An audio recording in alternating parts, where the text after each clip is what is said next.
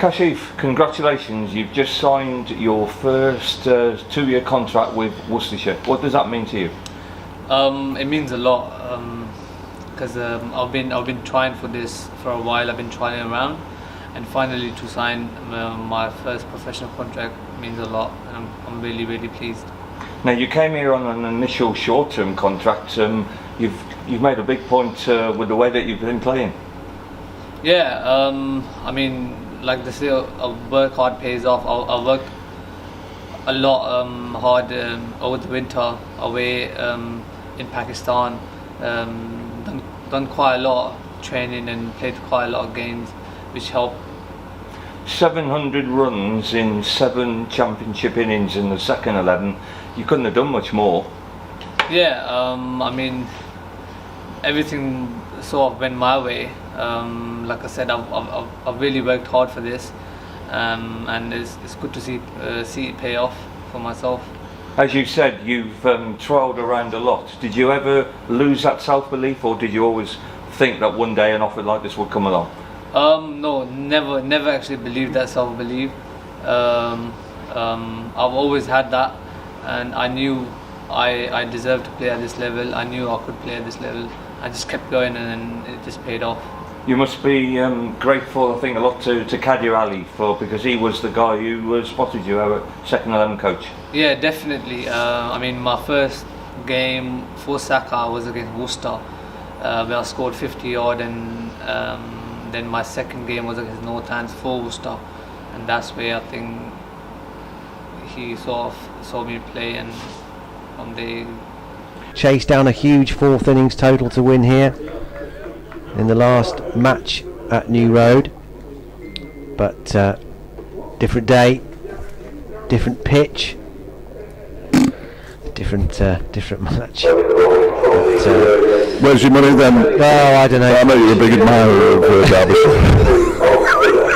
Apparently I'm on your books. Yeah, that's what I'd heard. Yeah, that's what I heard. Well, I mean, I'll get double fee. Probably not. Probably not. Well, I retain a modicum of hope, obviously, for Worcestershire, but you'd rather be in Derbyshire's seat, I reckon. Yeah, absolutely. You would. Although, once they get past these two, and these two put on 120 already for the 7th wicket, which is remarkable. Once they get past these two, it is the number 11 brothers. Dylan Pennington bowls the first delivery of day 3. It's only day 3. It's absolutely remarkable, and it's driven out into the offside by Matty McKinnon, who's just remembered he hasn't sorted his box out properly there. Look, oh, there we go. Now it's sorted out now. He had to take his gloves off and undo his tie to his trousers and all sorts there. That's just going to delay us a bit more. What we've just been told last night in the final hour, the magnificent 11 overs were bowled as we were still here at 9:30 or whatever it was. Felt like it, didn't it? A little bit. It was a long day. I was exhausted. All that talking. That's a lot of nonsense. Is Pennington in again? And that one's left alone a long way outside the off stump by McKinnon. I don't know how much nonsense you can talk across 43 overs, but I think we got there. I think, well, I can. In that final session. I've been known to talk nonsense for a full 4 days, let alone 2. Might still have to, Fletch. It's well, yes, quite. There is that distinct possibility that we will be here tomorrow now. Yeah. Which seemed a fanciful notion on day 1. Crikey. Absolutely. 2-3-1 the lead. 2 slips in place. Pennington's in and bowls, and that's gone down off an edge, down to 3rd man. There is a 3rd man. And they come through for a single. So Matty McKinnon's off and running this morning. He moves on to 59. Derbyshire 287 for 6, and it brings Anuj Dal back on to strike. Anuj Dahl needs 2 runs to get to 700 for the season. This is only his 14th innings. Wayne Madsen got to 1,000 earlier on in this innings. That was in his 19th innings of the season. He's now got 1,037. Anuj Dahl has batted 5 times fewer than Wayne Madsen, and he's 2 away from 700 as he waits now for Pennington to bowl. And there it is. He's driven it straight back down the ground, and he now has 700 runs for the season with his first boundary of the day, and he moves on to 89, and Derbyshire to 291 for 6. I love it when that happens. You know, when you're talking about something and then it happens straight away. Yeah. Clip that, boys, back at the studio. That'll go on my show reel. That's why you should have first over, you see, otherwise you got me all over it. No, that would have been just as good. That would have been just as good. In fact, it might even have been better. Who knows? I've got to go. Pennington's in again. Oh, beats the edge of Anuj Dahl's bat this time. Good ball. Dave is off to update BBC Radio Derby listeners. BBC Hereford and Worcester's audience will be dropping in at the news at 11. And we'll also be grabbing a word with the Worcestershire chair. Fanos Hira is coming in to talk to us around about 11:30 to discuss a few things that are going on here at New Road.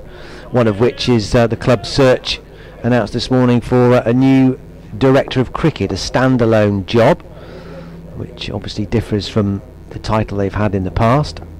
Driven by Dahl, he'll get more runs here, out through point. Taylor Cornell gives chase. They'll come back for at least 2. He hauls it up 10 yards or so inside the boundary rope, but 2 is all they will get. So yeah, Fanos will be joining us at, as I say, around about 11:30 to talk about the sort of candidate they're looking for the director of cricket role. It was called Director of Cricket in the days of Steve Rhodes and Tom Moody, but now it's a different role envisaged here. Well, we just had the first over of the morning, and the score has moved up to 293 for 6. The lead is now 238. Dylan Pennington delivered. Anuj Dahl has now moved into the 90s with a lovely boundary through mid-on. For Worcestershire, it's all about trying to make the most of this new ball and wrapping up this Derbyshire innings as soon as they possibly can. They will not want to chase too many more. 238 is the Derbyshire lead. They're 293 for 6.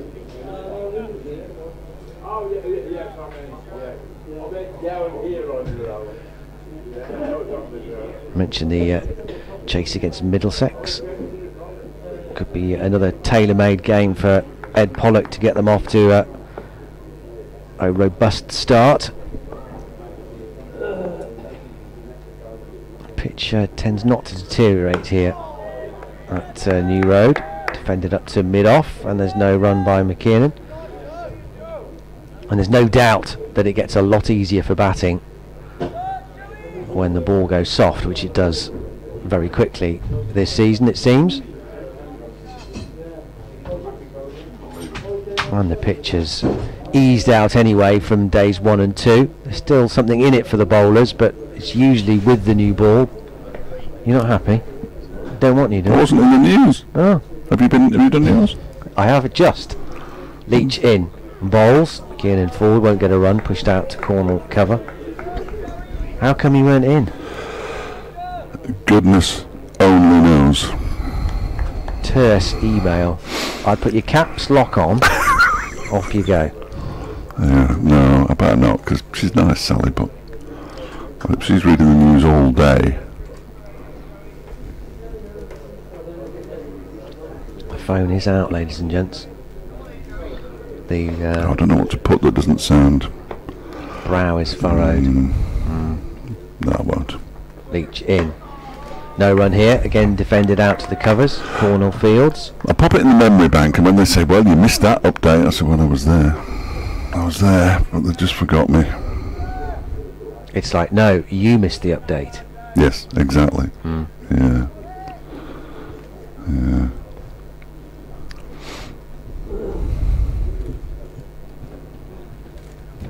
To be fair, it was only the first over. I mean, there's that lovely 4. But he got the 700 runs and also I'd written it all down. Oh yeah. Leach in. And Kiernan again finds Taylor Cornell for the 3rd ball in a row at cover. It's Decent over from Joe Leach so far, 5 dot balls. I mean, yes, Worcestershire want to build some pressure, but they've got to take these wickets while the ball is still new.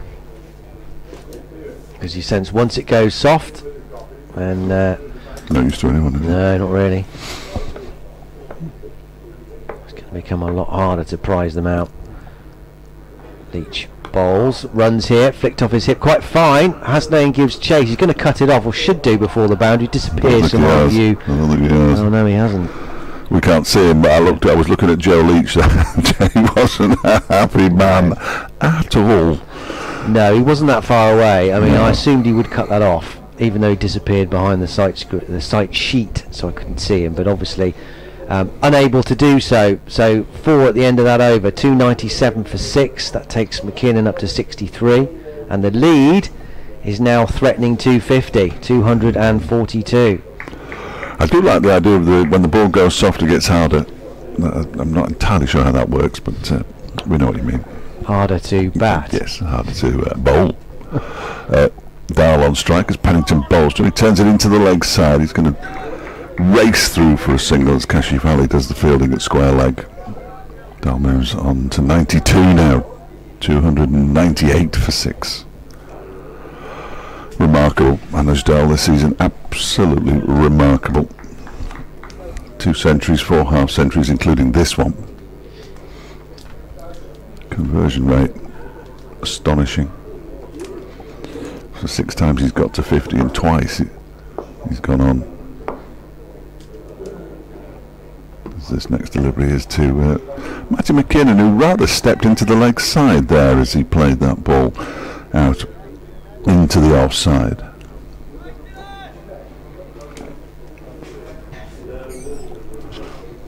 But he played it comfortably enough in the end.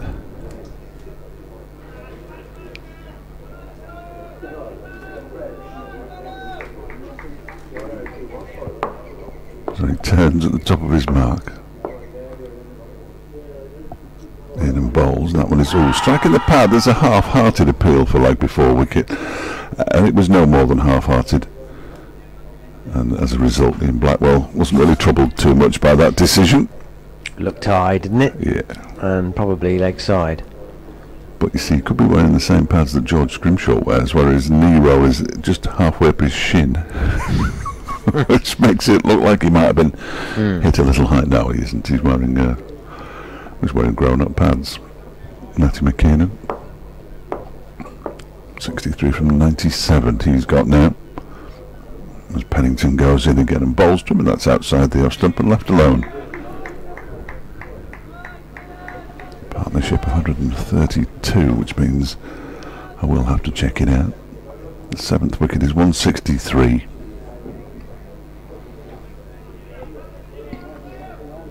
Stan Worthington, obviously, and Harry Elliott played for England. Elliott, as did Stan, of course. Then goes Pennington again and bowls, and that one is forced off the back foot, not particularly timed, and just dribbles back towards the bowler off McKinnon's bat. Marvellous Stan Worthington's clubs. In addition to Derbyshire and England, he also played for Bolsover, Colliery, Todmorden in the Lancashire League, and Northumberland in 1949. Wisden Cricketer of the Year in 1937. Stan. And he goes, and that one's, he tries to tickle it down the leg side. Does Matty McKinnon. The keeper takes a tumbling stop. Roderick behind the stumps as he has to move away to his left-hand side, and the over comes to an end with Derbyshire on 298 for 6, with Dahl on 92, McKinnon on 63, and the lead is 243. Clouded over now. It was a nice bright morning at New Road. But, cloud covers back, bit heavy. So that should encourage the Worcestershire bowlers this morning. Leach to start a new over. Dahl covers up on middle stump and pushes it back up the pitch. and there's no run. 2 slips, Ed Pollock and Jack Haynes. Everyone else pretty orthodox position. A ring on the offside. Kashi Valley at mid-wicket, mid-on, and Mohammed Hasnain's down at fine leg. Quite a wide fine leg. And Dylan Pennington's on the rope at deep third.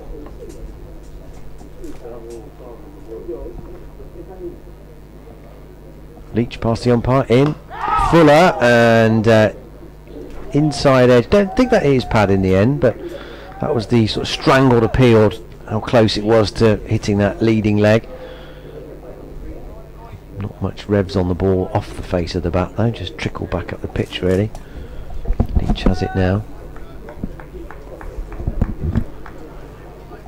It says 18 degrees on my computer. I don't think this is any good, this Lies. weather fog. It's warmer than that, isn't it? Very pleasant day. Just clouding over a bit now. Leach in, and Dahl just turns it comfortably. Doesn't go very far. Again, it's sort of a dribble off his hip out to Kashif, who sprints in from the wicket to field. Had a quick chat with him last night, Kashif Valley, after they announced the club that he'd signed a 2-year deal. Oh, That's excellent. good news for him. He's batted really well in this game in his first-class debut. He's done the hard graft in terms of finding a way into first-class cricket in the first place, and then scoring the runs in the 2s that he's done. And after that, you then have to take your chance, and so far he's done that. Beaten on the outside edge as he comes forward, Anush Dal. Haven't said that too many times in this innings. No, Derbyshire won't be too disappointed to see the ball going past the edge of the bat, will they? If it's Yeah. doing a little bit out there. It felt like a batting day when they were walking out when the sun was shining, but it has completely clouded over now. And now it feels more like a bowling day, which is excellent. It's what you want when you've got a lead of 243. What was the vibe from the Derbyshire camp last night? Well, interestingly, very interestingly, I think. As Leach moves in and bowls, and defended out to mid-on by Anush Dal. When they were 92 for 5, and when Madsen was joined by Anush Dal, they only led by 37 at that point. Their initial target was a lead of 150, Right. which is what we pretty much said the entire day. It was 111, of course, by the time Madsen was out for 69, but and now it's gone way, way beyond that. Nearly 100 more than their original target, but they thought that was a workable total. Final ball of the over. Here comes Leach, and Dahl again is beaten as he comes forward. The second time in the over, he's sort of got forward with that forward defensive prod, and it's whistled past the outside edge through to Gareth Roderick. End of the over. 298 for 6. The partnership 132 now between these two. And Derbyshire's lead continues to grow. 243 now. That was Wayne Madsen I spoke to last night, and obviously got to his 1,000 runs in the championship. He said that he'd promised Mickey Arthur, I have heard that before actually, that he'd promised Mickey Arthur he'd get to 1,000. He actually told him he wanted to be there first. Pennington begins a new over and he's cracked away for 4. That's imperious from Matty McKiernan out towards the cover boundary, and he moves on to 67, and the 300's up for Derbyshire. They're 302 for 6. And they lead by 247. That was a glorious, glorious shot from Matty McKiernan. Looks in the mood. Yeah, the 300's just registered with a couple of people down there. They're in a slightly different time zone to the rest of us.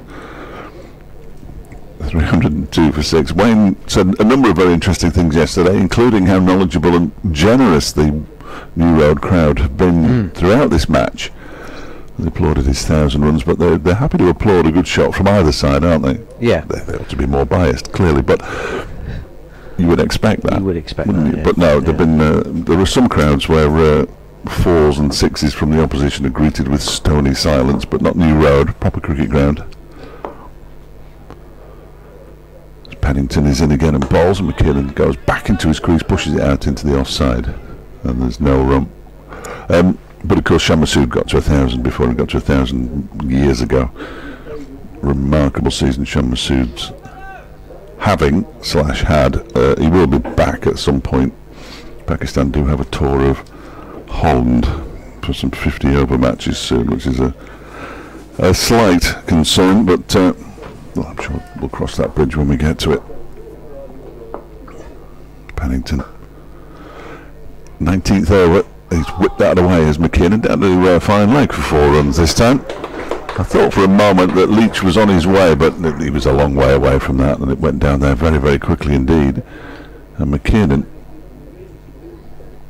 has moved on to 71 now, and it's 306 for 6th, and the lead is in excess of 250. It's 251. Yeah, got it fine, and used the pace of Pennington, who just strayed a little bit too leg side. He's got to find that channel around about off stump, which he exploited so brilliantly on day 1 on the first morning when he was unplayable. 20 runs added so far today as McKinnon defends that next delivery from Pennington back towards him. So 20 runs in under 5 overs without taking any risks. Looks like they've let more of that wire down there just to annoy us. I don't think they have, but it can't have moved, can it? No. Has it gone a bit slack? Yeah, it looks like it. Pennington's in again, bowls, and McKinnon cracks it out to the offside. It's a very nice stop by Taylor Cornell in the covers, moving to his left hand side, got both hands to it. If he hadn't, it would have been another 4 for Matty McKinnon. That was arguably a better shot than the one he did. Yes. Crack for 4, slightly squarer, but great work by Nice piece of fielding, wasn't it? Cornell in the covers, definitely, yeah. That was motoring.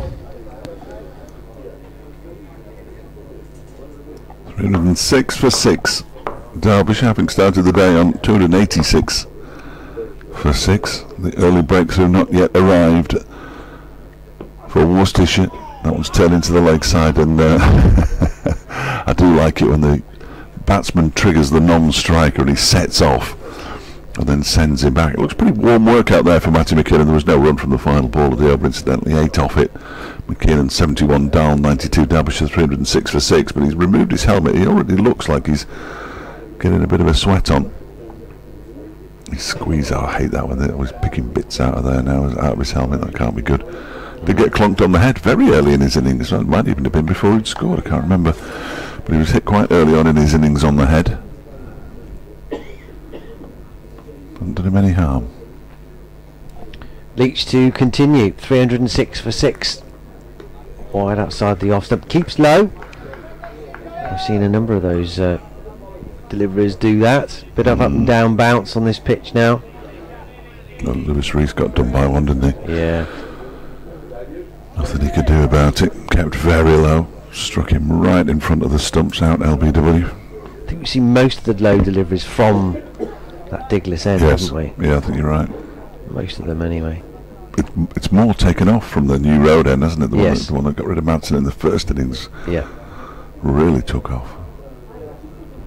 Leach up to the stumps, bowls, and thinks for a half second maybe there's a chance to run through for a single, dropping it down to where short leg would be. But Roderick is smartly in from behind the stumps to make sure they don't pinch a single. Dahl 8 runs away from 100. Be his 3rd of the season.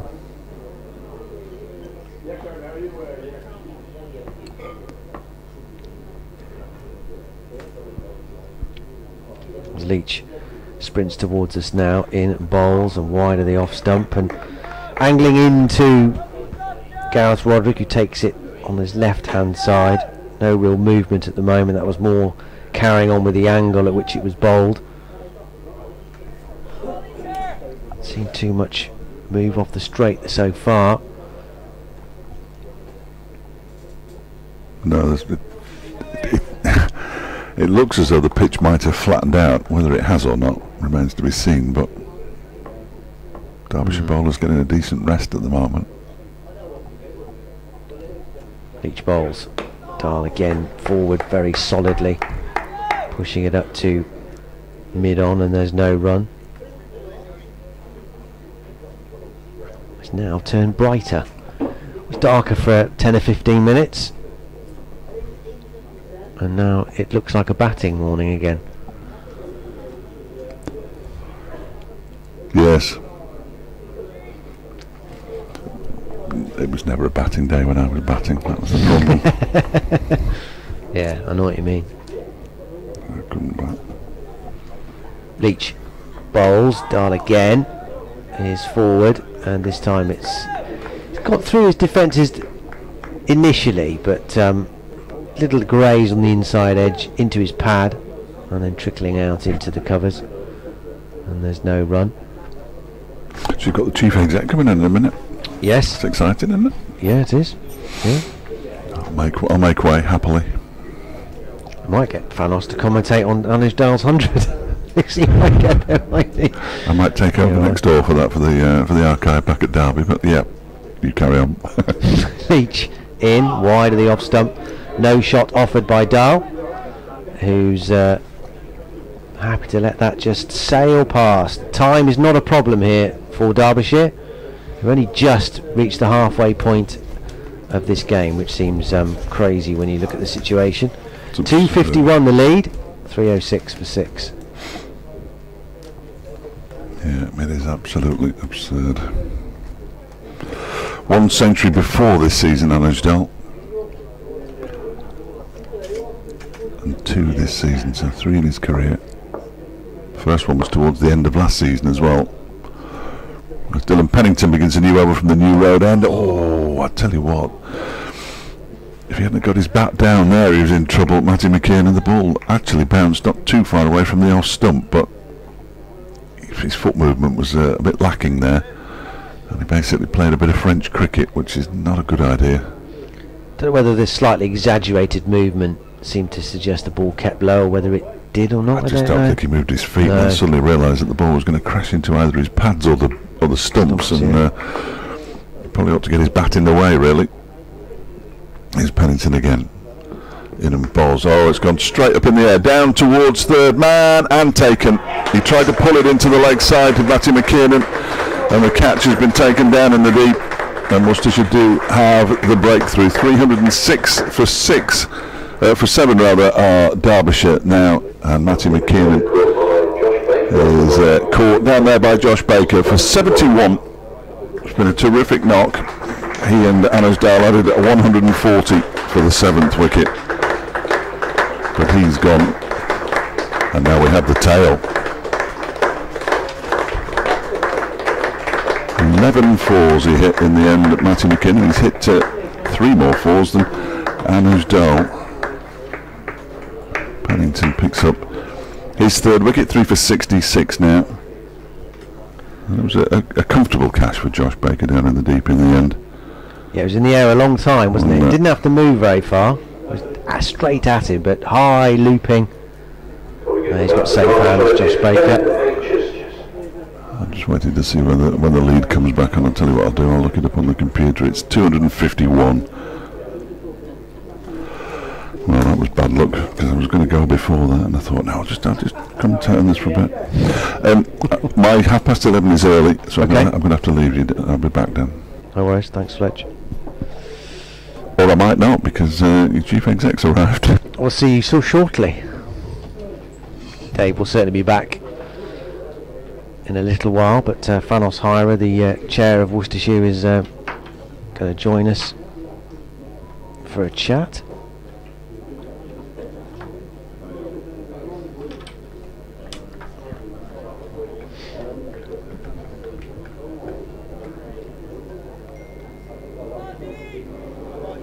.306 for 7, so Worcestershire really needed that.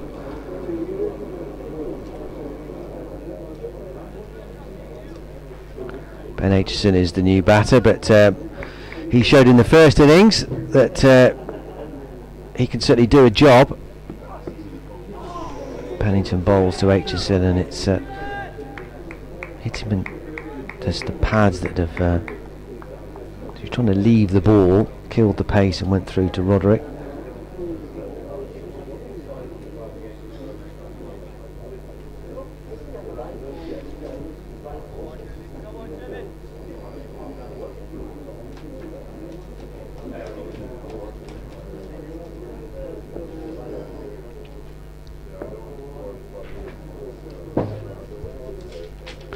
Pennington in, wide of the off stump again. And there's no run. 3 wickets to go.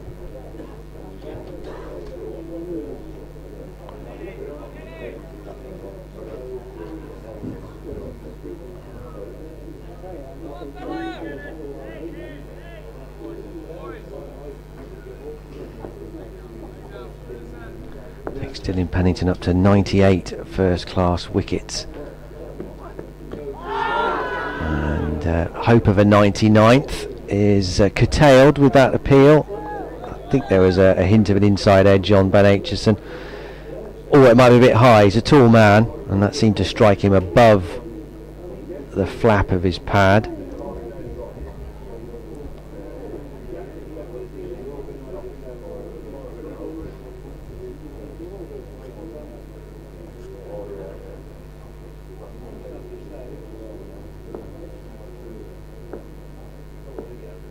Pennington turns, sprints away from us now, past the umpire and bowls, and Aitchison is firmly behind this one.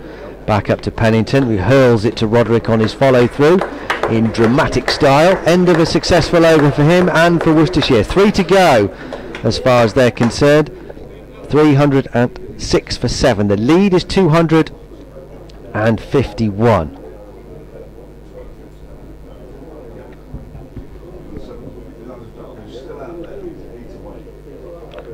Dahl.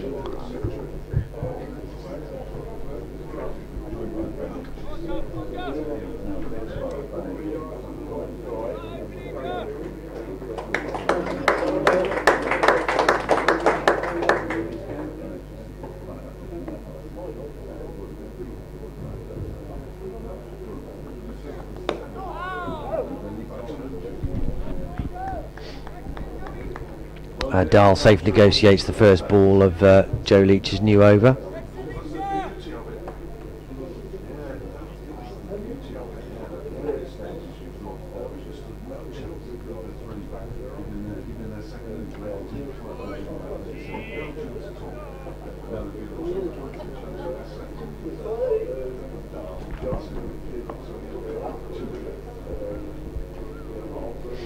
Here's Leach past the umpire. And beats Dahl again. That's the 3rd time this morning Joe Leach has whistled one past the outside edge of Anuj Dahl as he's come forward just to defend. It wasn't an attacking shot. He's just probing away in that channel, Joe Leach. That nagging line and length. Can't get much closer without getting his man here. Worcestershire would love to nip Dahl out now. 92, they'd sensed that the door was well and truly open if they could. Leach bowls to him, he'll pick up a run down to deep third. Pennington is into field. Well, they won't mind that as such. 3 balls at Ben Aitchison.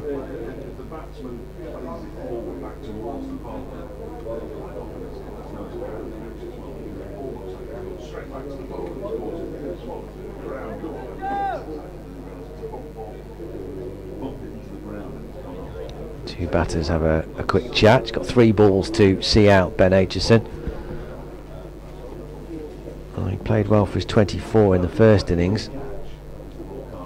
As Leach bowls to him, a short ball, ducks under it. It's a long way down for Ben Aitchison. And a good bounce of that, whistling over the back of his neck.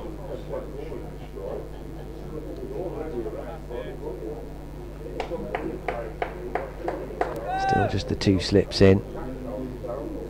Be mindful, obviously need to take wickets Worcestershire, but they'll be mindful of this lead. Short boundary on that offside.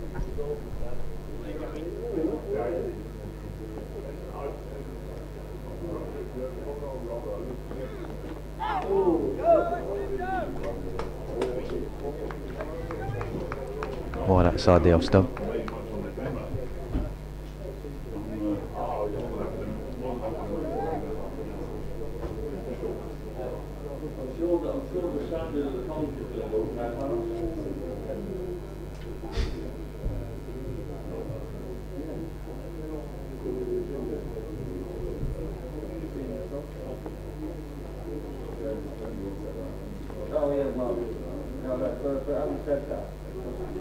Leach comes in and bowls, and that's pushed out by Ben Aitchison to mid-off. Got an update coming for BBC Hereford and Worcester shortly. But delighted to say, Thanos Hira, the chair of Worcestershire County Cricket Club, has joined us for a chat for the next little while. Thanos, good to see you. First of all, this game, crikey, twists and turns aplenty, isn't it? You never know, what the outcome will be. But a few wickets now, and hopefully we can bat on. Hopefully an easier wicket to score runs than perhaps the first innings. Here's hoping. Yeah, the wicket certainly, the pitch certainly looks like it's eased up, but Pennington is denied the chance to deliver his first ball the over because something has caught Anuj Dal's attention behind his arm. He's got 93, and he's the man Worcestershire will want to prize out here. Here comes Pennington up to the wicket, past the umpire and bowls, and Dal is forward. Pushing it up and fielding on his follow throughs. We've got an update for BBC Hereford and Worcester coming very, very shortly. Well, Derbyshire have moved on to 307 for 7, so their lead is beyond 250 now, 252. But Worcestershire have taken a wicket this morning. They've made the new ball count, and they've got rid of Matty McKiernan for 71. A good catch down at deep third by Josh Baker, who's got a safe pair of hands as he was looking to whip Dylan Pennington through mid-wicket. Leading edge, a real looping catch, went a long way, and Baker took a good take down at deep third. So he'd gone for 71, the end of their partnership, which was worth 140 between him and Anuj Dal. Anuj Dal is still there on 93, 7 away from a third red ball 100 this season, but Worcestershire will want to wrap up these last 3 wickets as soon as they can. 307 for 7, the lead at 252. Pennington bowls, Dal cuts off the back foot, will only get a single out to Kashi Valley at point. Through they come. So Thanos, thanks very much for your time this morning. Club have made an announcement this morning, Director of Cricket coming, but slight tweak on previous incarnations of the role that we saw under Tom Moody and obviously Steve Rhodes. Just outline for us how it's going to be different this time around as the Director of Cricket. Yeah, it's probably worth going back to how it was in the past with Rhodes and Moody. Big appeal from Pennington against Aitchison, umpire not interested. In the past, you had a kind of combined role. This is before 2017. You had a combined role of head coach and director of cricket, and we always thought that was, quite unique and probably not ideal. So what we did in mid 2017 was we split those roles up. We created something called the Cricket Steering Group, which was led initially by Tim Curtis, who's his pedigree is immense, and then for the last 4 years by Paul Pridgeon.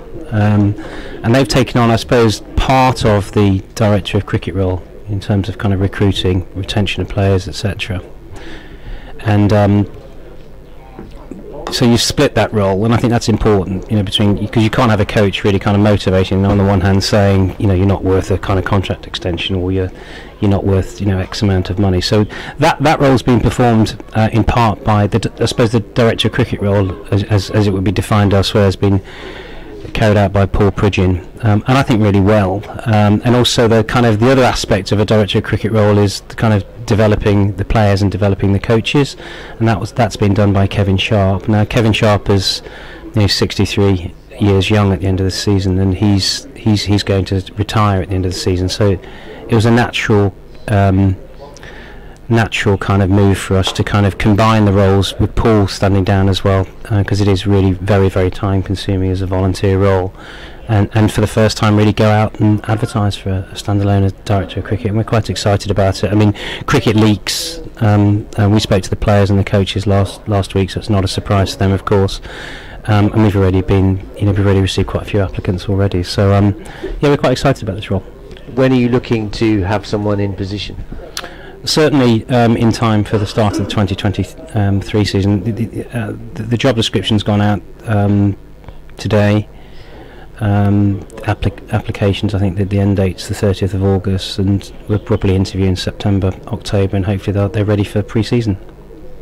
Here comes Joe Leach starting a new over from the Diglas end. In he comes bowling to Ben Aitchison, who pushes his back past him. They think about getting a run, but Jake Libby is across very quickly and slides and stops that possibility. 3-11-4-7, the lead 256. Aitchison stays on 3. Dahl has 94. So how will the relationship between the new director of cricket be with the head coach? How do you envisage that one?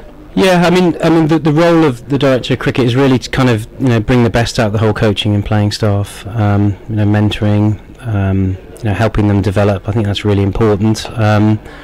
And also not just that, but just kind of managing all the whole cricket operations. Cricket's become really complex now. It's not just elite sport. It's all the pathways and the academies and women's cricket, which is it's delightful how women's sport's kind of progressing. You only have to look at the football yesterday. It's brilliant to see. So it is an all-encompassing role.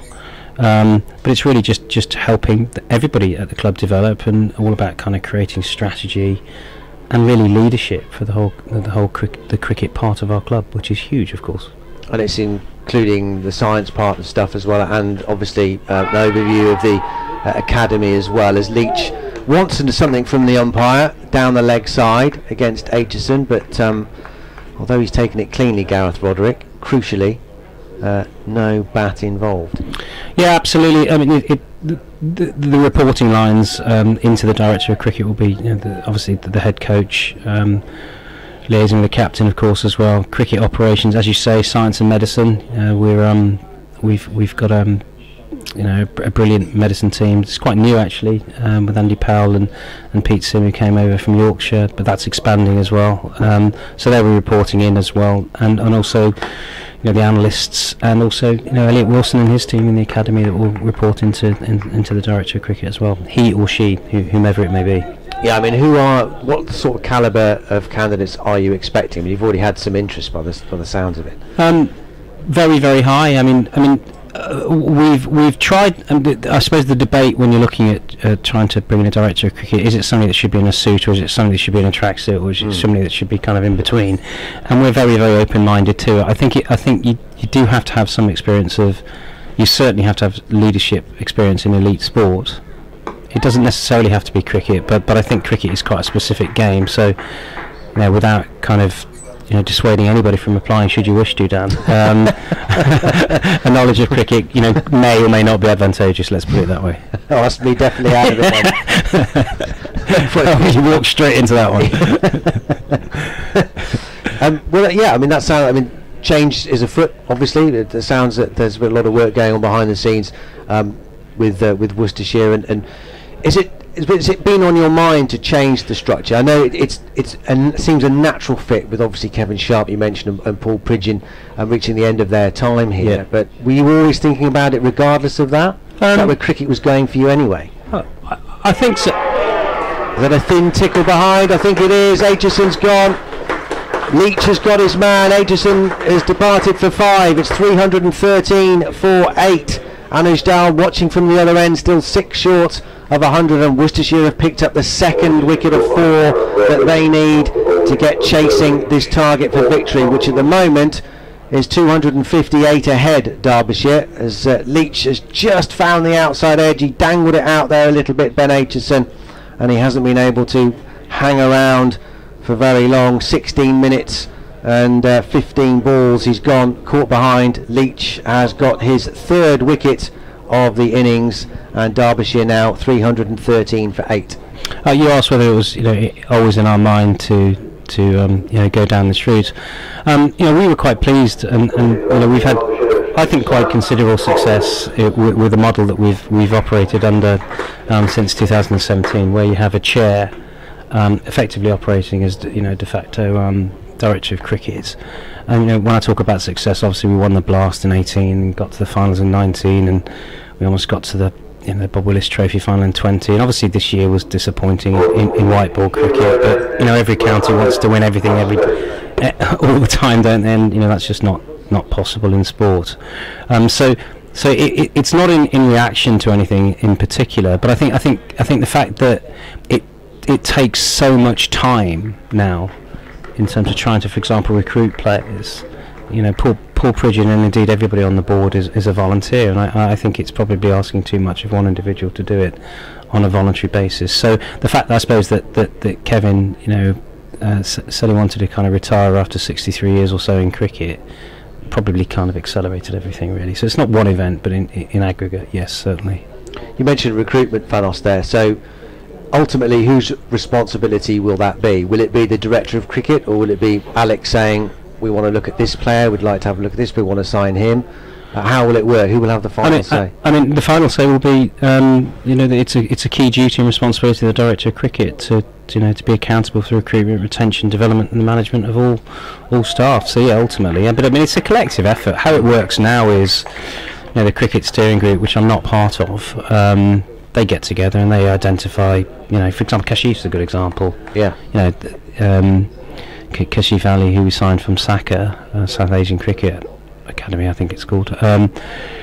Kadir saw him. They have a cricket steering group meeting. They talk about its merits, and we bring him in, and they decide, and then it goes to the remuneration committee to decide kind of finance, of which I'm on, of course. But so I don't think that will change too dramatically. But I suppose it will. The specific responsibility will be with the director of cricket. I suppose as it is now with Paul. Paul has it was Paul that went out and got Matthew Wade, and then obviously he got gobbled up by the IPL, and very quickly we got Azhar, who's been absolutely sensational. Sometimes it works, sometimes it doesn't work so well. T20, that was very, very difficult to get players at short notice. So that it takes so much time, and we're hiring players now. There hopefully will be an announcement later on this week, and I know Paul's phone's been red hot. It really is, especially around this time of the year, a lot of effort, and therefore you need somebody as a focal point for it. Talking about T20, mentioned it a couple of times. Obviously, really disappointing considering where the club were only a few years ago, almost within a whisker of becoming the first club ever to successfully defend the title. But last year was a bit of a come down. Where do you feel it went wrong this time? Yeah, I mean, you're talking about this season or last season? I mean, this season. I mean, last season we just had. But it's interesting though, because as you're right. I mean, 2019 was. I thought we'd lose the semi-finals. They needed. I think it was a Duckett needed one run or something off the last ball, and he didn't get it. So that was miraculous. And then you dared to believe in the final that you were going to win it. So we almost created history. It's interesting though, Hampshire.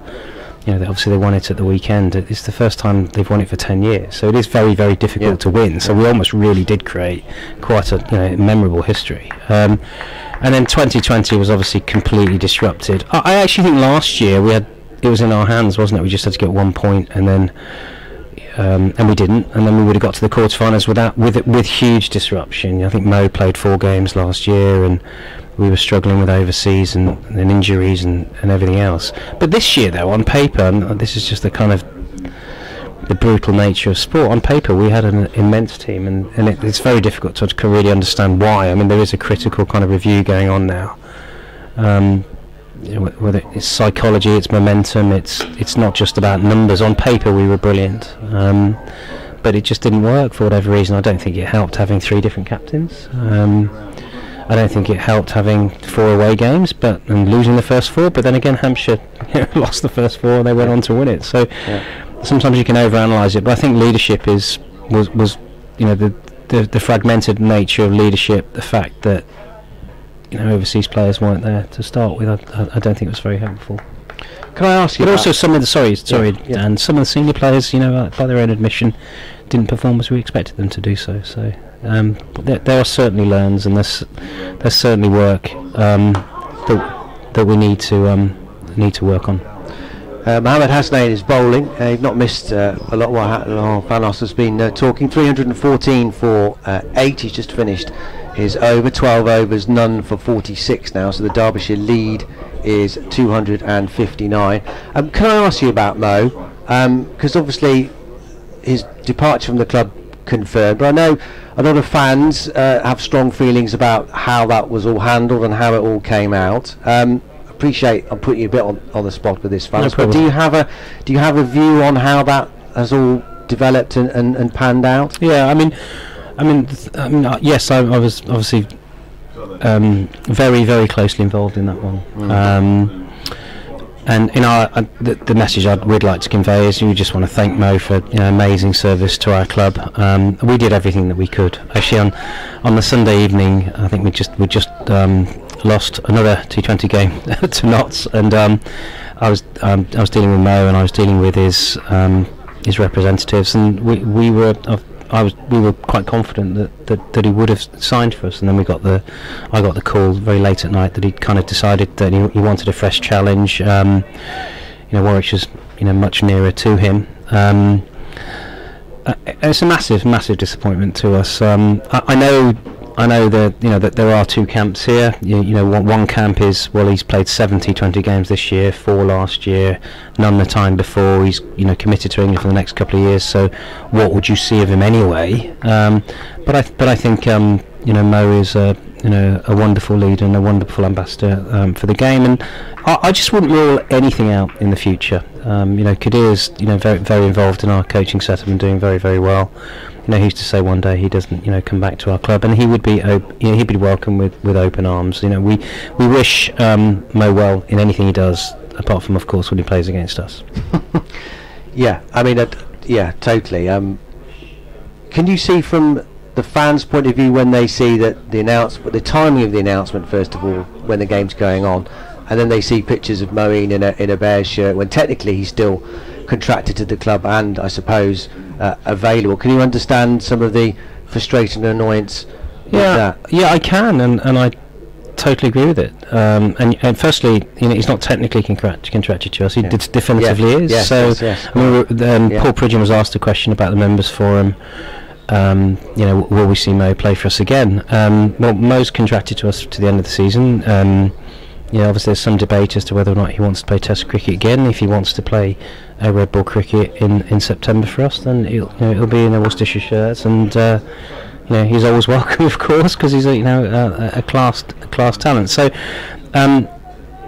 the announcement by a journalist during the game, that's not how I would do things, but you can't control the media, and certainly judging by the conversations we were having till 10 o'clock that night, that journalist could have had egg on their face, but as it happens, they got the scoop. I don't know why they chose to release it during game. I thought that was very distasteful, but I can't control that, I'm afraid, Dan. In terms of Mo being pictured in a shirt, that's not a good look. Again, we can only control what we can control, and if we sign players from other counties, and we may, we would never do that. But maybe it was a mistake. Maybe he was ambushed, and who knows what. But it wasn't a good look. I appreciate you being candid, Fanos. Thank you. A word on Ed Barnard. It was sad to see him go as well. He's making the trip up to the M5 up to Edgbaston, but what a servant he's been, and he's signing off. His numbers are excellent again this year, aren't they? We were so saddened that Ed chose to leave. He's 27 at the end of I think in November. He's given this club 15 years service. Paul Pridgeon, very, very close to him. He coached him from a young boy, and I think he's taken that to heart. We all have. We shouldn't probably say this, but we love him. We love Ed Barnard, and he's a delightful human being. It was a very, very tough decision for him,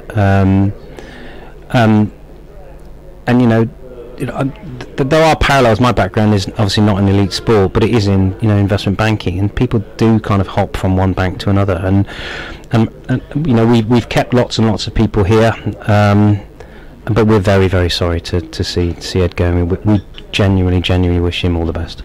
Mohamed Hasnai starts a new over from the New Road end, a wide swinging delivery to Sam Connors, who's the new man. He's got 2. Derbyshire 318 for 8. Anuj Dal 97, so the lead is 263. While I've got you, Fanos, we know the ECB performance review is reconvening. The panel's getting back together September, I think it is, to discuss it further about the changes with the English cricket coming from next year. It seems to me whenever they talk about changing the county game, rightly or wrongly, supporters of Worcestershire and today's visitors for this match, Derbyshire, will argue all day long that why those two counties in particular, along with a handful of others, always seem to be the ones that get fingered as the counties that are somehow more dispensable than all the others. I'm just wondering how vulnerable you're feeling as a chair of one of those counties with this report looming in September. Yeah, I'm not naive to that risk. I think it's always been there. You've got grounds that have invested hugely, chase Test match status, and they've got vast amounts of debt, and does that somehow make them kind of more relevant to cricket than we are with all our academy and everything we do to kind of nurture talent? All I would say is that the first class counties, they've been operating as a block now for almost a year now. We have our own meetings. We have our own representative board where 6 of us are kind of elected to kind of discuss issues and amongst ourselves, and then we go and have a chat with the ECB and tell them what we want on behalf, as one block, in the game. And I represent.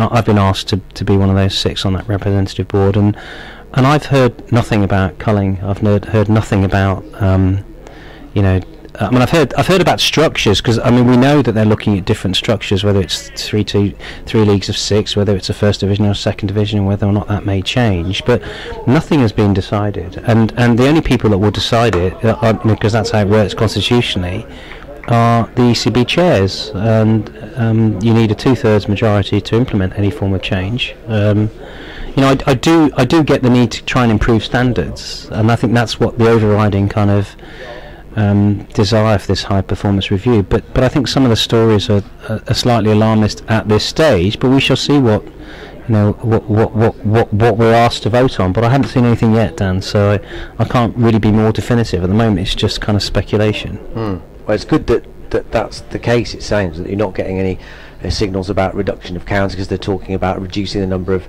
games that counties play, and the consequence of that will be, well, if they are only going to play 10 games or 8 games a season, what will that mean financially? What will be the knock-on effect of that? There is one scenario out there that's been well documented where you look at 3 leagues of 6, where then there's a home and away, so that's everybody plays 10 games. I don't know whether there's I don't know.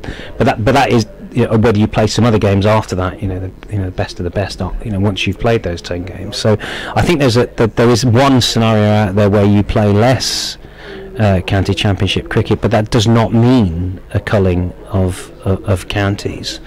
I've not heard anything that talks about a culling of counties. I think that's just kind of inferred, hopefully incorrectly. Yeah, let's hope so. That is reassuring. Just a final note, we mentioned Kashif earlier. I spoke to him last night, a lovely young man.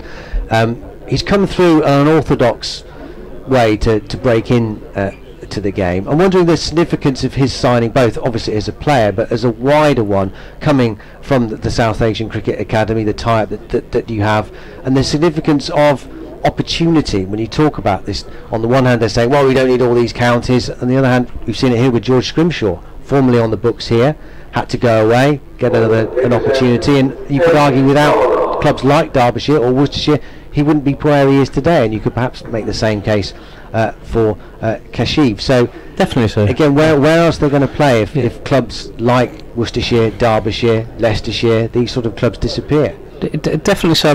We pride ourselves on our academy, and we pride ourselves on hopefully giving opportunities to both boys and girls. But the South Asian Cricket Academy work that's led by Tom Brown, it's fascinating, some of the doctoral work that he's done, because I spoke to him almost 2 years ago about the natural biases that exist within cricket, and then obviously it all flared up, understandably so, given all the kind of awful stuff that's happened with Yorkshire and Rafiq and everything else like that.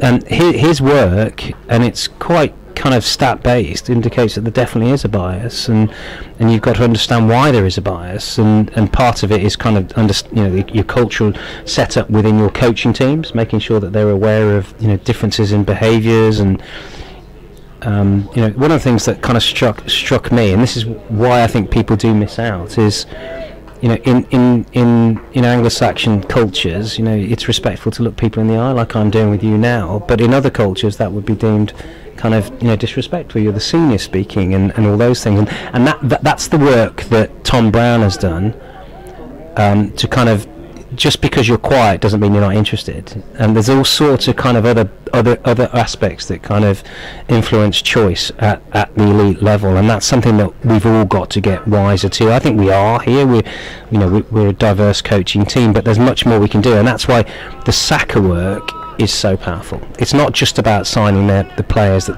they've kind of mopped up from everywhere else, but it's actually learning to kind of overcome some of that kind of inherent bias that may or may not exist. You know, that blind spot that, you know, we all have blind spots. We all think we're kind of open-minded, but perhaps we're not as open-minded as we need to be. Just finally, in my time of covering Worcestershire, which is quite a long time now, you are one of the most visible chairs we've had here. You're often in and around the press box and saying hello and stuff, which I think is really important and really good, actually. And you're an approachable guy. I'm just wondering, how are you still enjoying it? Are you still in the role? Because you have to put up with a lot. You get a lot of hassle. Yeah, you do have to put up with a lot. I mean, I am enjoying it. In answer to your question, yeah. And you know, if I didn't think we were moving forward, then, you know, somebody else can, you know, take the reins. But no, I am enjoying it. I think you've got to be very thick-skinned in this role, and at times it's difficult because you see all sorts of kind of, you know, I think everything's just kind of ratchets up a gear or two when on social media. I try not to go on it because some of it's just completely inane, but I do like speaking to members, because then you realise actually that 95 to 99% of people, you know, understand what you're doing and the reasons why, and you're always never ever going to please everybody. So yes, I am enjoying it. I think it's important to be visible because I represent members, and I'm lucky enough in my personal circumstances where I can commit the time at the moment. So yes, I'm enjoying it. But thank you for asking. No, you're welcome, and also you're open enough to react as well, aren't you, to the members' feedback, as we saw in the T20 blast with that food situation, one of the games against Warwickshire, I think it was, and the club were very quick to come out and say, well, actually, we may have got that wrong. Yeah, I mean, that was a low light, I think, really, because you know, I'm a non-exec chair. We've got an executive team here, but we're all obviously responsible for, you know, good or bad, and it was pretty clear that something was going wrong. So we had a meeting late that evening after you know, the Bears game, and obviously they reversed the decision. But then I went actually into the detail of, you know, who was briefed and what were they said. It was something I wouldn't ordinarily do. And I'm, you know, really sorry, but it was just over officious. You know, we should not have been taking food from people. We shouldn't have been taking food from people, and that was a mistake, and we acknowledged it, and we U-turned straight away. But it shouldn't have happened, sorry. But we just relaxed all the food policy because it's just easier not to have something that's so defined. But that was just, it just shows you in sports how, you know, if it's a lesson for us all. You know, internally the messaging needs to improve, externally the messaging needs to improve, and that's feedback that we've taken quite firmly on the chin and on the nose and everywhere else. Great stuff, Fanos. Thanks ever so much for your time. Pleasure. And your honesty as well. Thank you very much. Right, cheers. Really good. Thank you.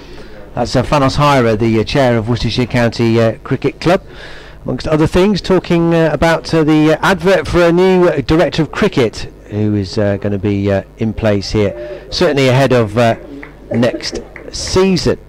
Here at New Road, the round of applause you might have heard in the background talking to Fanos there was for the 100 for Anuj Dal, 102, and he brought it up with an edge down to deep third for 4, 323 for 8. What an innings he's played, his third red ball 100 of the season, and he's taken Derbyshire's lead now out to 262 in support with Sam Connors, who's still there on a couple.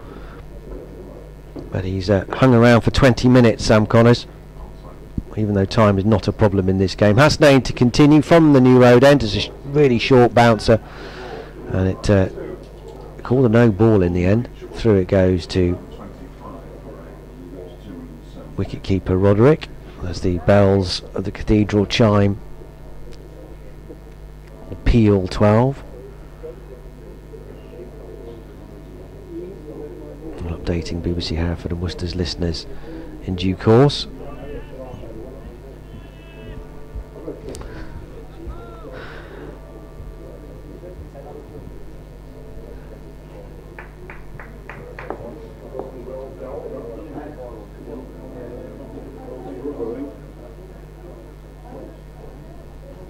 Here's Hasnain, past the umpire. Bowls another good Yorker. He's been trying to find that delivery and fire it in, and he's getting closer and closer. Dahl has done well. 102 and 192 balls, and he's still being discomforted. And he's got warmer and warmer in this match, I think it's fair to say. Mohammed Hasnain in his those 2 wickets late in the piece in the first innings. Wicketless so far, but he's had such precious little cricket. It's almost a warm-up as much as anything else for Hasnain this match, as he gets more and more comfortable with Championship cricket. It's only the 6th first-class match he's played in his career. There's another Yorker fired in, and Dahl's probably expecting that now, digging it right out from the block hole. Has a quick check of the toe of his bat.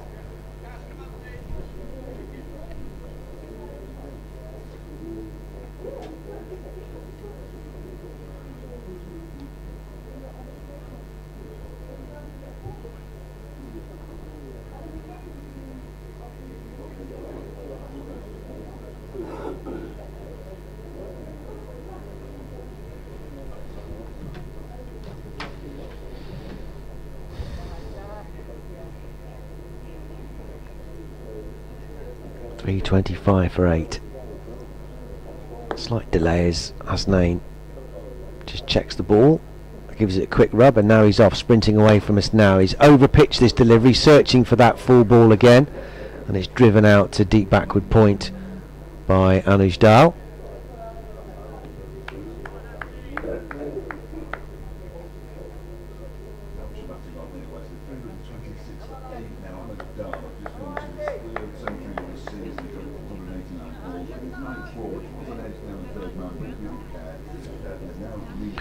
Worcestershire have taken a wicket this morning. They've got rid of Matty McKinnon for 71 and Ben Aitchison for 5. So they've picked up 2 quick wickets this morning, but Anuj Dahl is still there. He's 103 not out. He's brought up his 3rd red ball 100 of the season. He's having a fantastic summer, the all-rounder, and he's single-handedly propelling Derbyshire towards a lead of 300 here. He's 103 not out, 326 for 8. The lead is now 271.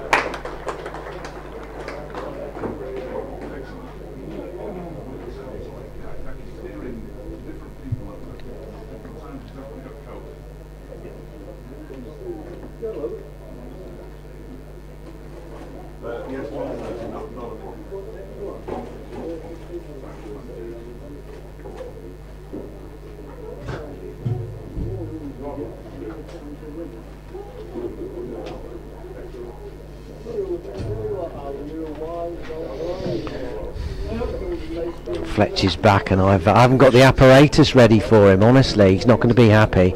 I can hear him mumbling now.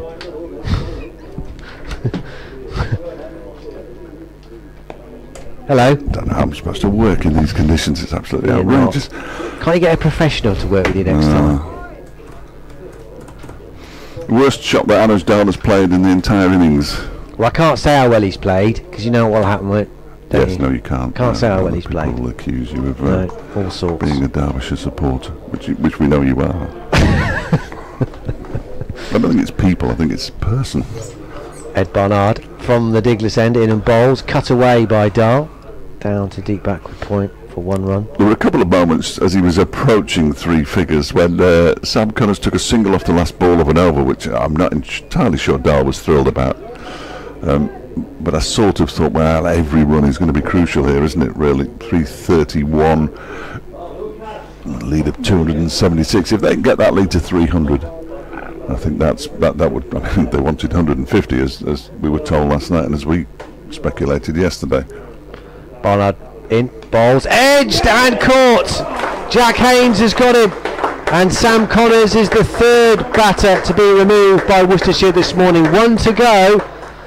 And that was a good low catch. He stayed down, Jack Haynes, and he took that inches above the turf, if that. Barnard has struck. Connor's gone for 6. It's 331 for 9 now. The lead is 276. Yeah, good catch, wasn't it? Really low down. Really low down. Jack Haynes taking the catch, and the wickets this morning being shared out. Pennington, Leach, and now Barnard. Mohammed Hasnain doesn't look like taking a wicket, in all honesty. He'll take the next one, of course, now I've said that. What's irritating me about him, and the way he's being dealt with by what's happening out there, is before every single ball, somebody needs to have a word with him. I just think they're overthinking it. They just need to let him get on with it, really. He's an international cricketer. He knows what he's doing. And I know he hasn't played much first-class cricket, but just let him get on with it. Would be my advice. But nobody's asked me for it, so... Just seen Dave Bradley run. Have you? Yeah, he had to run back because of the wicket fell, and he was in the media box here. Had to dash back to the public address box and announce the wicket, and now he's come back, which I think is quite dangerous with George Scrimshaw coming out to join Anastal. He might have to be going back there fairly quickly, although George Scrimshaw hasn't been out this season in the county championship. It's only his second match, only his third innings, I think, but he's not been out yet.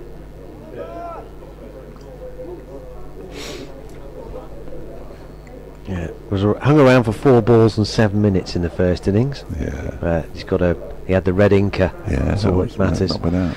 Well, he's facing Ed Barnard now. His first delivery, and he's forward, and he's playing it out to the covers. And Adam Finch, the subfielder, is there. Has Joe Leach gone off again?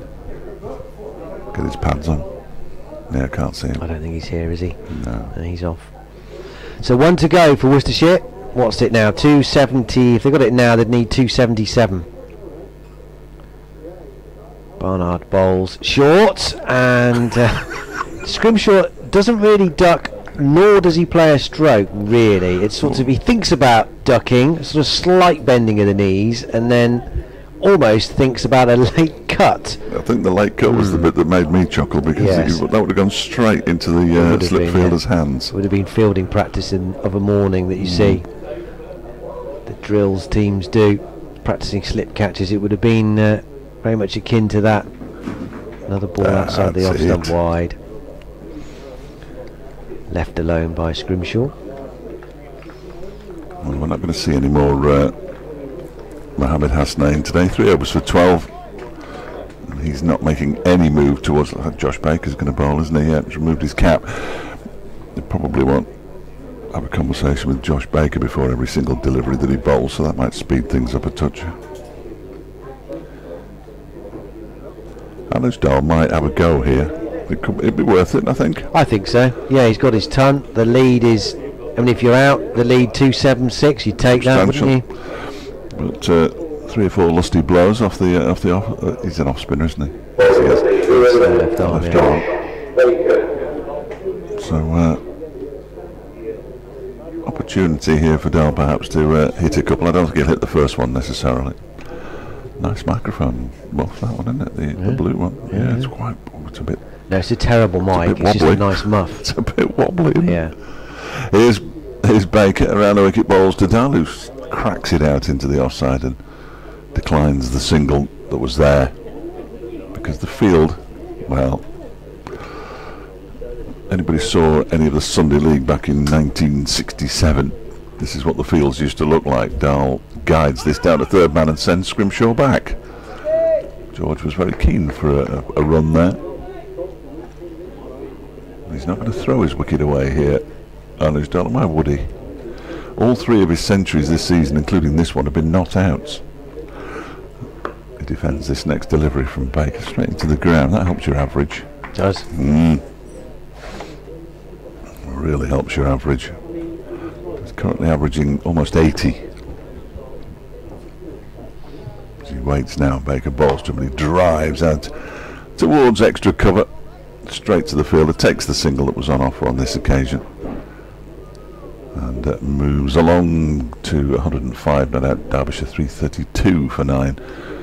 And Scrimshaw will have 2 deliveries from Baker to face here. and all of a sudden there are an awful lot of fielders in the vicinity of George Scrimshaw. The slips back in, and the men catching on either side of the pitch. Baker in and bowls to him, and he defends it immaculately. Ooh, that was loud. I've left mine in there, shouldn't have done that. Always nice to go off, whatever it is, every now and then. People desperately trying to get in touch with you. Scrimshaw defends the final ball of the over as well. And Derbyshire are 332 for 9, leading by a whopping 277. It keeps moving on the screen. It does. Doesn't It's it? annoying, isn't Yeah, it? it just So moves. if I put my phone there as well, which I have been doing, that's Couldn't read it. Exactly. Couldn't read it. Yeah, I don't mind. I just make it up. Nobody will know, except those people who can do maths. 717 runs for the season now, Anusdale. There's no one in the box who fits that description, is there? Not here. No. No. No. No. Ed Barnard to carry on. That's a bit of a waft from Anusdale. Wide outside the off stump through to Roderick. There are fielders spread on the offside. There's Joe Leach at deep third. There is Taylor Cornell at deep backward point, and Josh Baker is out at deep cover. Jake Libby is 3/4 of the way back at mid on. Barnard bowls, mid off even. Meets him on the outside edge again.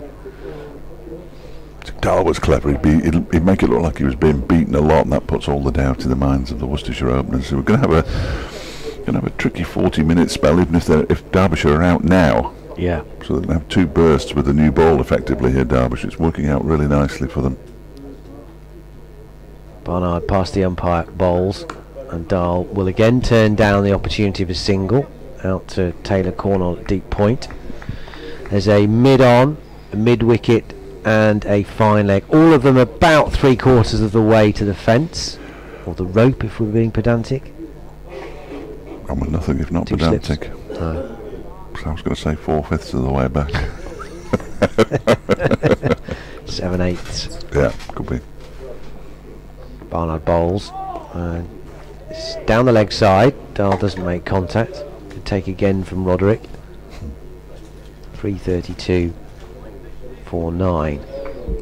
Yeah, how would you describe the 3/4? Because it's not mid off, is it? And it's not long off. Or is it long off? No, it's sort of a deep mid-off. It's deep mid off rather than long He's off. closer now. He's in now, yeah. 2 balls to go the over. You want to try and keep Dahl where he is. Well, there's lots of space on the leg side for him.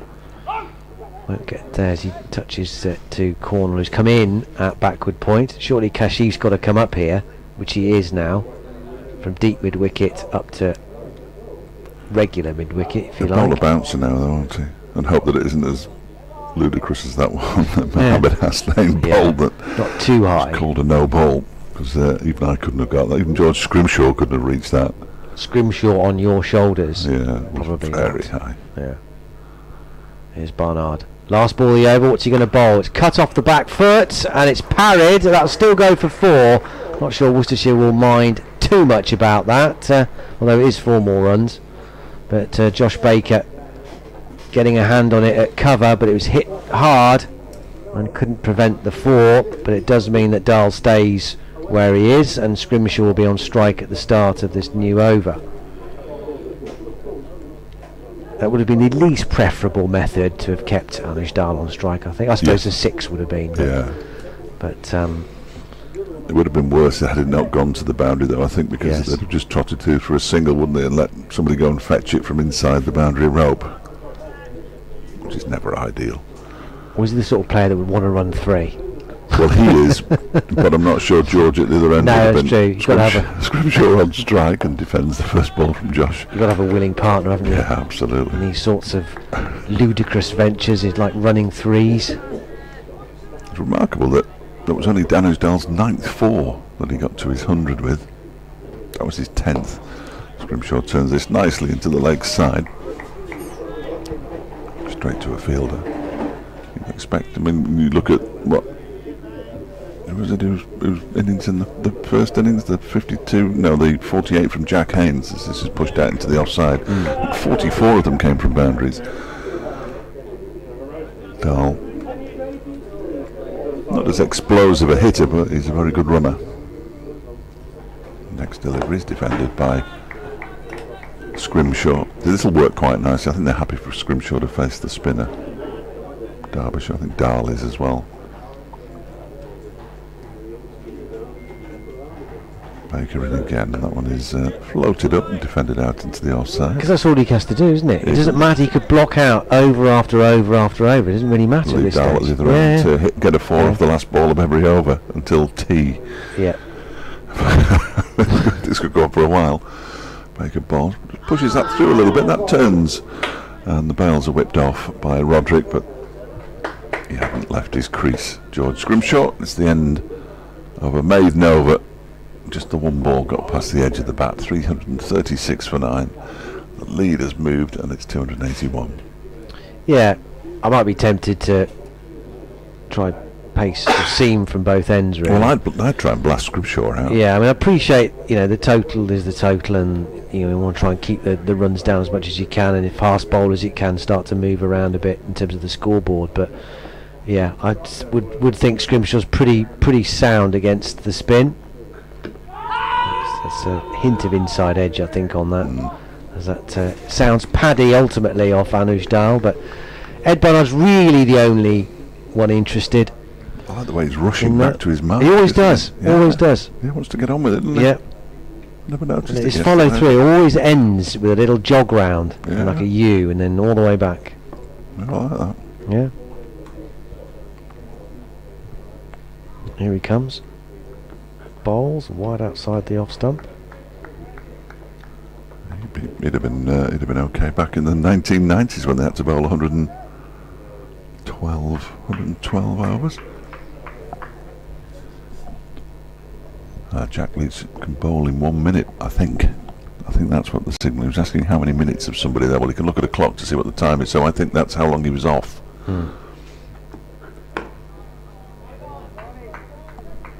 Potentially. Oh, yeah, that's right, yeah. Yeah. So somebody's up above us, one of the coaches or the coaching staff. Or the analyst. Be the analyst. Because he didn't ask the scorers. Was he? I thought he was asking Bradders. I thought he was... I wouldn't ask Bradders anything. He looked a bit... Yeah, I don't know. I suppose, yeah, you can. Because he's right under the balcony. I suppose you can see him. Barnard in. And driven by Dahl. It'll run out to Josh Baker. And there's no run. 2 balls to go. So we're looking for a single here. Field comes. Well, Baker's staying out on the fence. Whether he's quite realised, isn't he? I think he's going to. It's one of Dahl's shots, isn't it? Yeah. And that's an easy single at the moment. Kashif's come in, so they're on the leg side, they're saving one. Joe Leach has just been reminded there's 2 balls to go. Up he comes in short third. Leachy! Barnard in then. 2 balls to go. Balls to Dahl. Down the leg side, taken by Roderick, and there's no run. And now Baker will come in. Off the cover boundary. Oh, it's like a game of chess out there. It's like the hokey cokey, isn't it? It's more like the hokey cokey than a game of chess, to be fair, yeah. It is. It's a much better description. Yeah. Well, they've done well to bring in those 2 enormous clocks, which they have at either side of the ground. The captains have to tap after each over. Barnard bowls. We're going to run here. So again, Worcestershire have achieved their aim of keeping Anuj Dahl down. I wonder if they're going to carry on with Josh Baker. I'd be tempted to bring Seam back at Scrimshaw myself. Hasnain looks interested now, doesn't it? Yeah. Baker is just trotting away. I think it makes sense. Yeah. Of course, it does mean the reintroduction of the long chat with Mohammed Hasnain. And the long run. He's got an enormous run. He has got a long run, hasn't he? Yeah. At the moment, he's behind the pillar, so I can't see him. But it would be nice for him if he can pick up the last wicket. Wicketless in this second innings. None for 57 from 14 overs. Got the last 2 yesterday. Was it yesterday? It was only yesterday, wasn't it? He's in now to bowl to George Scrimshaw. He bowls him a full toss down the leg side. Somebody's appealing for something. I have absolutely no idea what. Although it was the man, the backward bowling to was probably appealing for a leg before wicket, because that's obviously the best vantage point.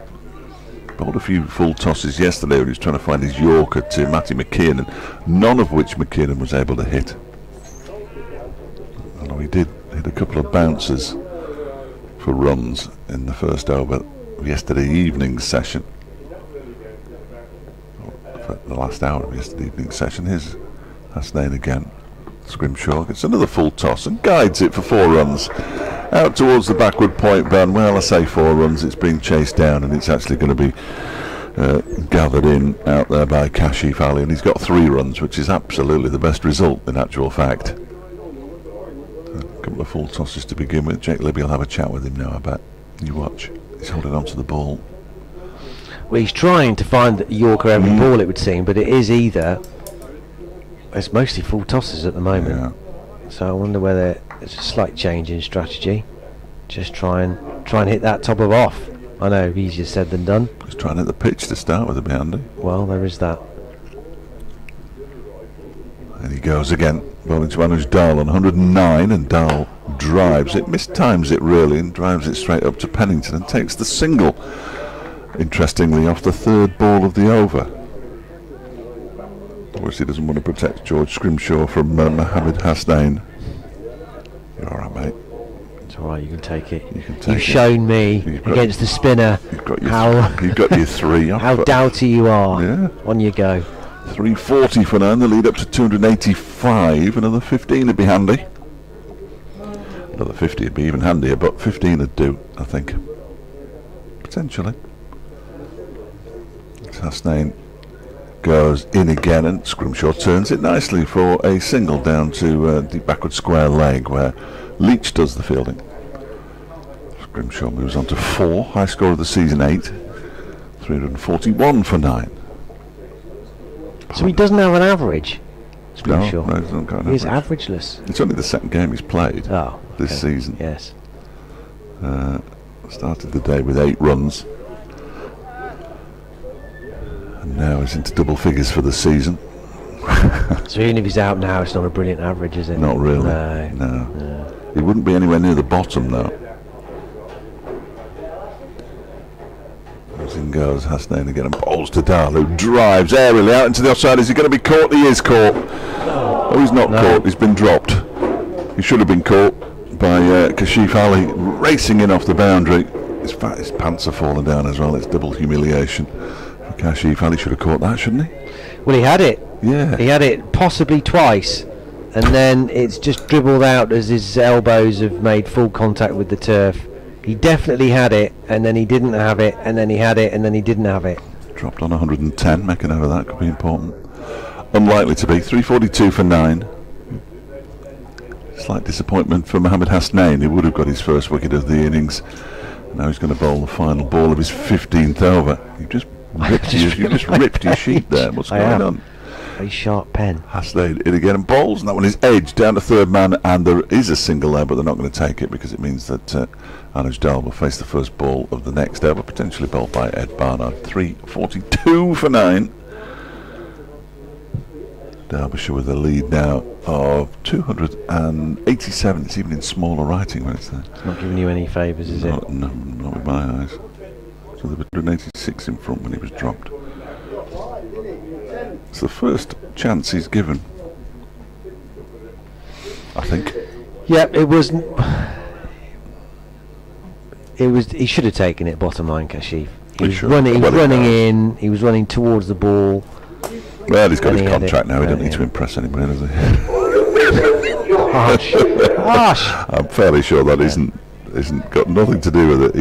He put the dive in. It was one of those where you have to dive forward. Yes. And when he dived forward, it sort of bobbled, and he had another go, didn't he? And he went behind the pillar, of course. And yeah. Baker is switched end. He's now on the Diglis end. His first ball is flat driven out to Haynes at extra cover under the chestnut tree. No run. Yeah, because he knows he should have caught that, but yeah, gave it a good try. It's unlikely to be too expensive, is it really? You wouldn't have thought so, no. No. Not unless Dahl goes all Ben Stokes here. Seems unlikely. Baker bowls. That's a cute dab. Only be a single though. Pollock runs round from his position at deep third. He wasn't that deep actually, sort of just over halfway to the rope. It was off Nelson, that's the main thing. We all know how unlucky that can be. How significant that is. Yeah, very significant. Or not. But ball went down well this morning. Did it? Yeah, Did he get it? He had no idea what I was talking about. Yeah. Well, that's the main thing, really. Baker bowls, bit of air here, and Scrimshaw is forward, back up the pitch, and there's no run. Although he had been talking to the newsreader Wesley Mallin at Ian Sky, who's the presenter, and he said they'd had a long conversation about this match and how exciting it was. Oh, right, it is. Yeah. It is. Baker bowls, and he gives it the heave-ho. This is high, this ought to be caught. Libby's underneath it, and he takes the catch. And Derbyshire are all out. Scrimshaw's gone for 4. Josh Baker picks up his wicket. His Dahl is not out, 112 at the end. Josh Baker picking up his second wicket of the innings. And finally, Derbyshire have been bowled out for 343. So it means that Worcestershire will need 289 to win. That'll be a really good chase.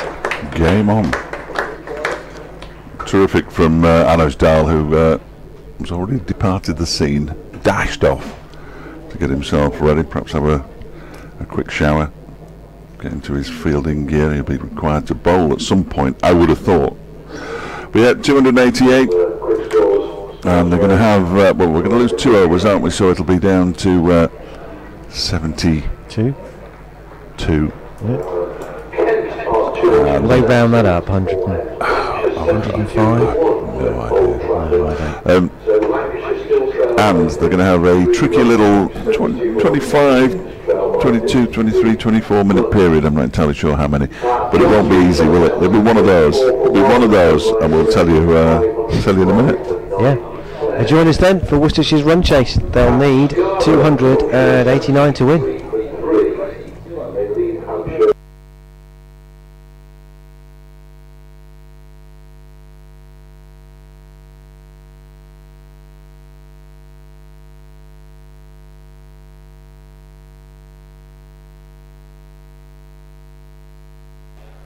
In their second innings of 45 for 2, so they still trail Surrey by 18 runs. And at the Riverside Chestnut Street, Middlesex are 63 for 1. Derbyshire declared at 421 for 7. And at Trent Sussex fall for 143. Nottinghamshire in their second innings 28 lane loss. They lead by 125.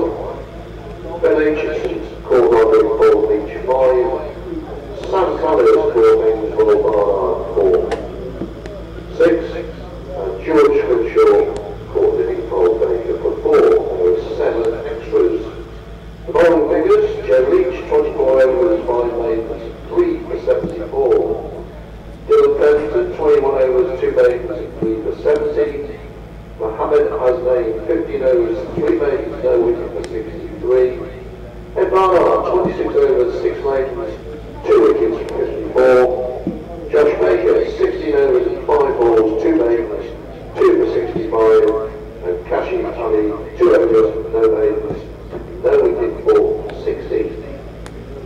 Well, Worcestershire know now what they will need. 289 to win this game after finally bowling Derbyshire out for 343 this morning. They picked the last 4 wickets up in just over 20 overs, and they've done a good job this morning. Matty McKiernan and Anuj Dal took their 7th wicket partnership to 140 before McKiernan was well caught down at deep third by Josh Baker, attempting to pull Pennington through mid-wicket. A real skyer, but Baker held on to it well. McKiernan out for 71, and the last 3 felt quite cheaply. Aitchison for 5, caught behind off Leach. Connors well held low at slip by Jack Haynes off Ed Barnard for 6, and Scrimshaw, the last man out, held at mid-off, a big skyer off the left arm spin of Josh Baker for 4. Anuj Dal, who was dropped on 110 by Kashif Ali running in from deep cover, but it didn't prove that expensive. He ended 112 not out. A fine innings with the bat for him to go with his first innings half century as well. So this really good game has now set up for a fitting conclusion. Worcestershire still got 2 days to go here pretty much. Worcestershire plenty of time to get 289 they need to win.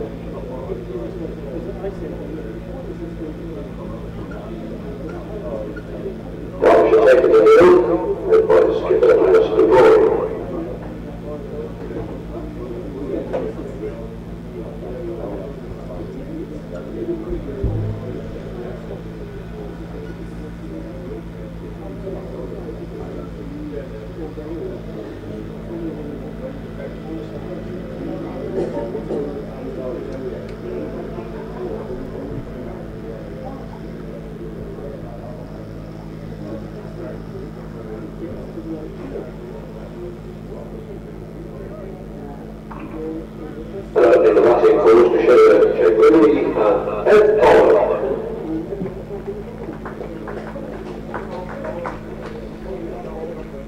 Well, welcome back to New Road. So we're set then for the climax of this game here on day 3, early on day 3, not even at lunch yet, and we know now what Worcestershire need for victory. It's 289 runs. Time's not a problem. If you want to know the exact equation, 168 overs minimum at 1 3/4 runs per over. So there is lots of time left in the game. Cricket is that sort of game where you don't tend to look at it like that and think, oh, we got all the time in the world, let's do it in singles. So we may be here tomorrow, who knows, but I've got a feeling I've got a feeling today's the day. Either way, today's the day. I think you might be right. I've just been asked that who's going to win. I said, well, I'm not entirely sure, but one of them will. The draw's gone again. Well, Griff reckons Worcestershire got no chance. It's their second. It would be their second highest successful run chase. I'm led to believe that 289, the highest successful fourth innings run chase, is a 373 here in 2002 and 246 at Dudley in 1957. It's the first over, and it's a decent delivery at Ed Pollock from Sam Connors from the New Road end. It whistles past his outside edge and goes through to the keeper. I would say the pitch is a bit different now than it was back then. I think the pitch is a bit more reliable. I think it's easier, better for batting. Better than 2002. I do, yeah.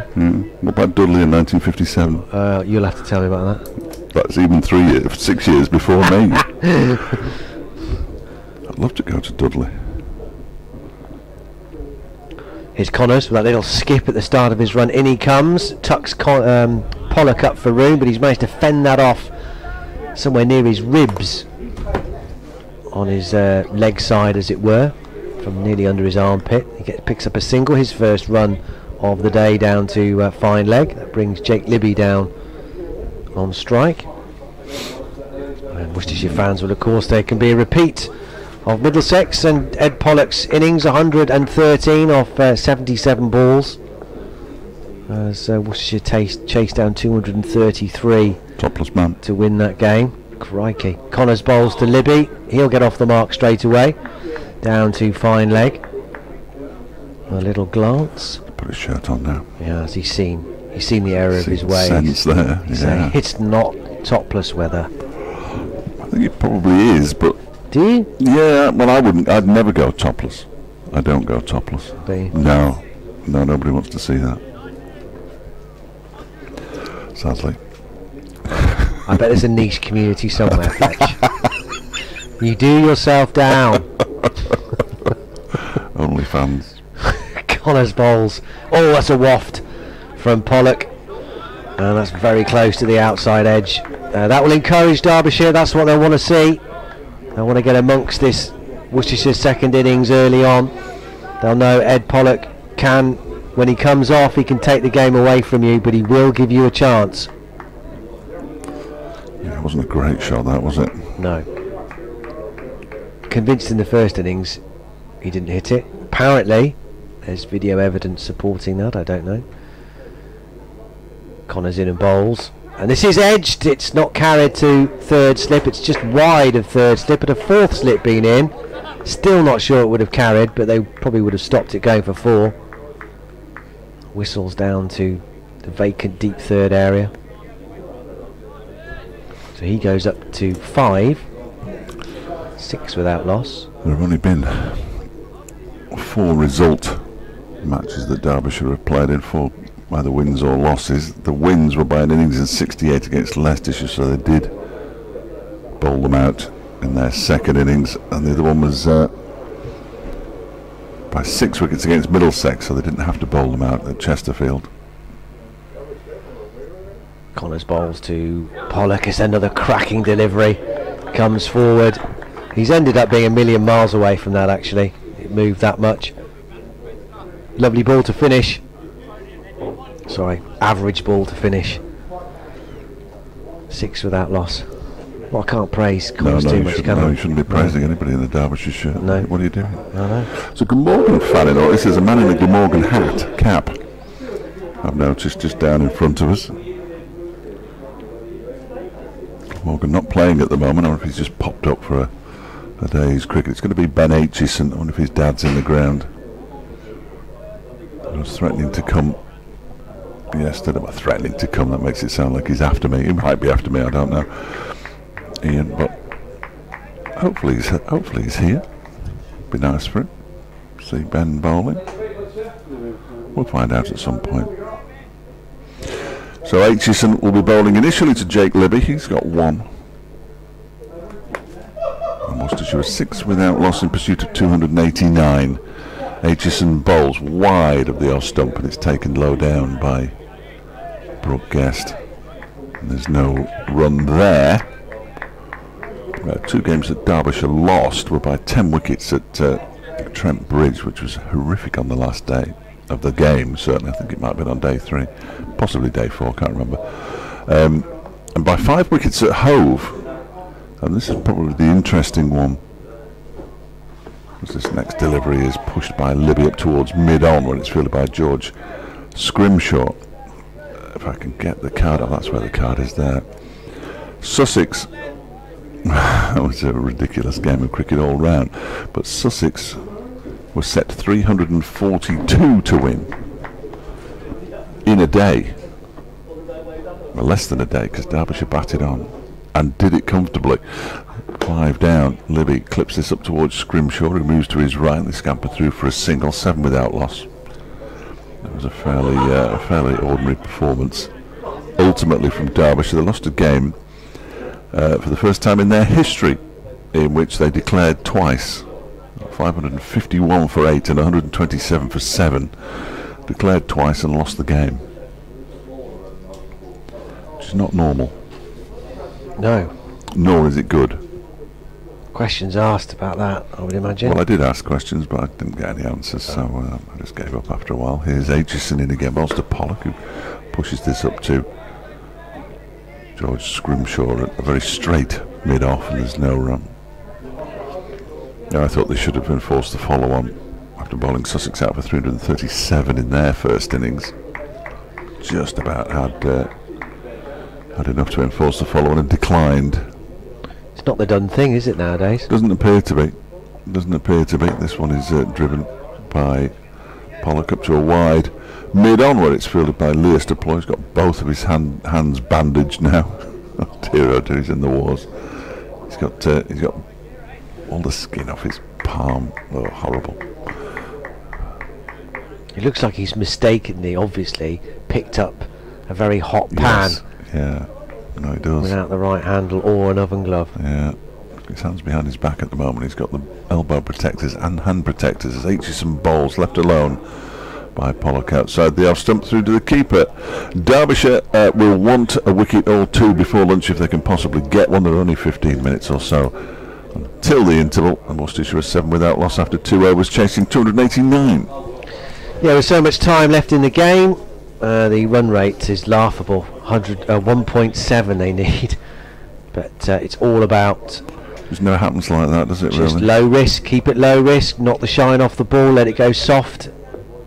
And we know it's a completely different, well, not completely different game, but a lot easier when the ball is softer for the batters. We've seen it enough in this Derbyshire second innings. As Connors begins a new over to Libby, and he defends it out to the covers, and there's no run. So all the time in the world to knock off these 289 they need.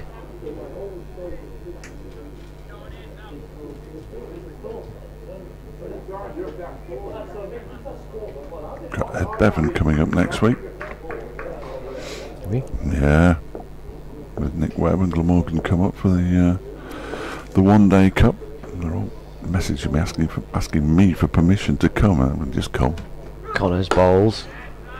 It's back at the pitch and he's fielding on his follow through. Have you got the keys or something? No. Always good to see the old boy. When I say old, he's young at heart, Ed. Yeah, he's a nice chap. That's brilliant. Love him. Yeah, it's a good double act, Nick and Ed. And for me, they can commentate on all 100 overs, and I just stand at the back of the box. I'm happy. I do the odd update here and there if they want.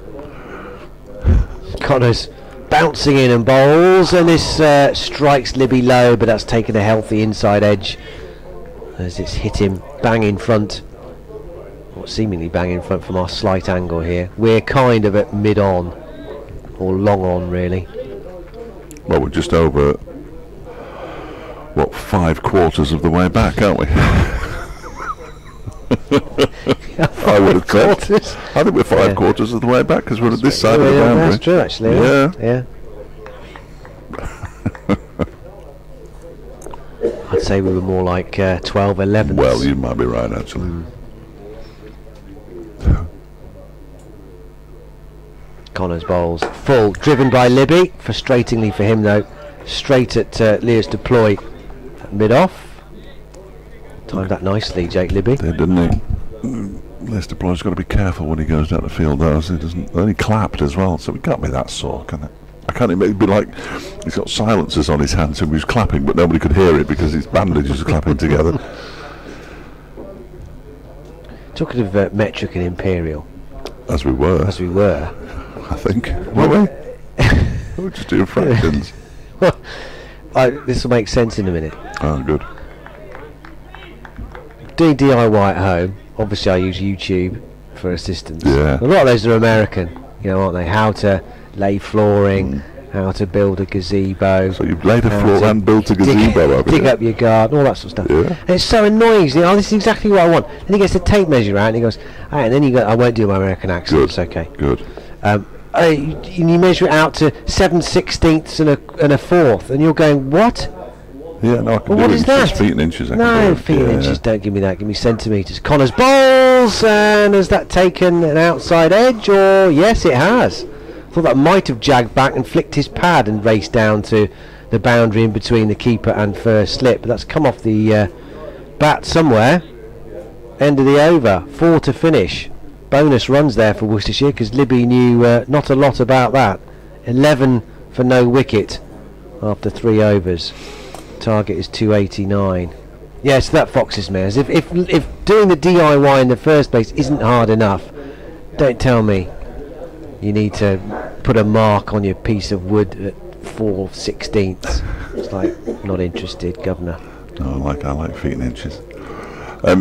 Greg Watts has been in touch. You're very kind, Greg. What a transformation in Nudge. Remember when he was a bits and pieces player? Well, he was barely bits and pieces, was he, Greg? You're absolutely right. Barely batted, didn't bowl much, fielded a bit. Here's Aitchison in and bowls to Pollock. Allows it to go through to Brooke Guest. No, he's an astonishing cricketer. It started at Lord's at the end of last season. Once Finn Hudson-Prentice had left the club, he was told by Dave Houghton, "You're our number 8 all-rounder, effectively." And since then, I spoke to him at Lord's because he got a decent knock down there, and he said, "I know what my role in the side is now," and he's certainly taken that on board. As Aitchison is in again, and Pollock crashes it out into the offside.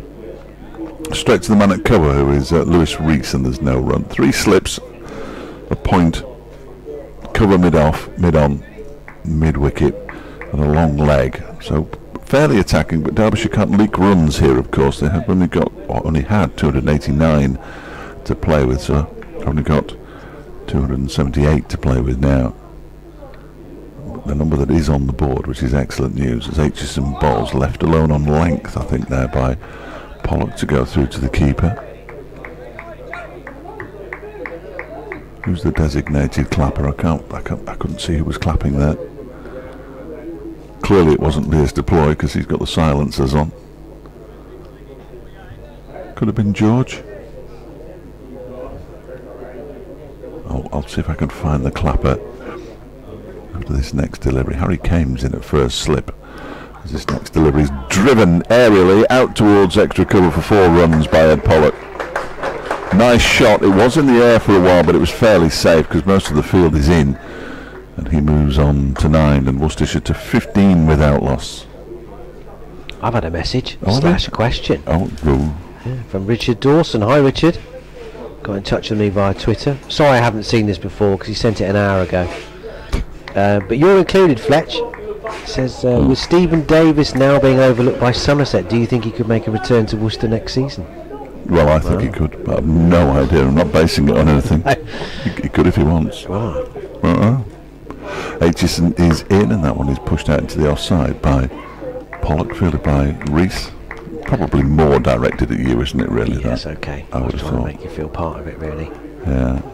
What is he now? 36, Stephen Davis, yeah. Local lad, of course, born in Bromsgrove.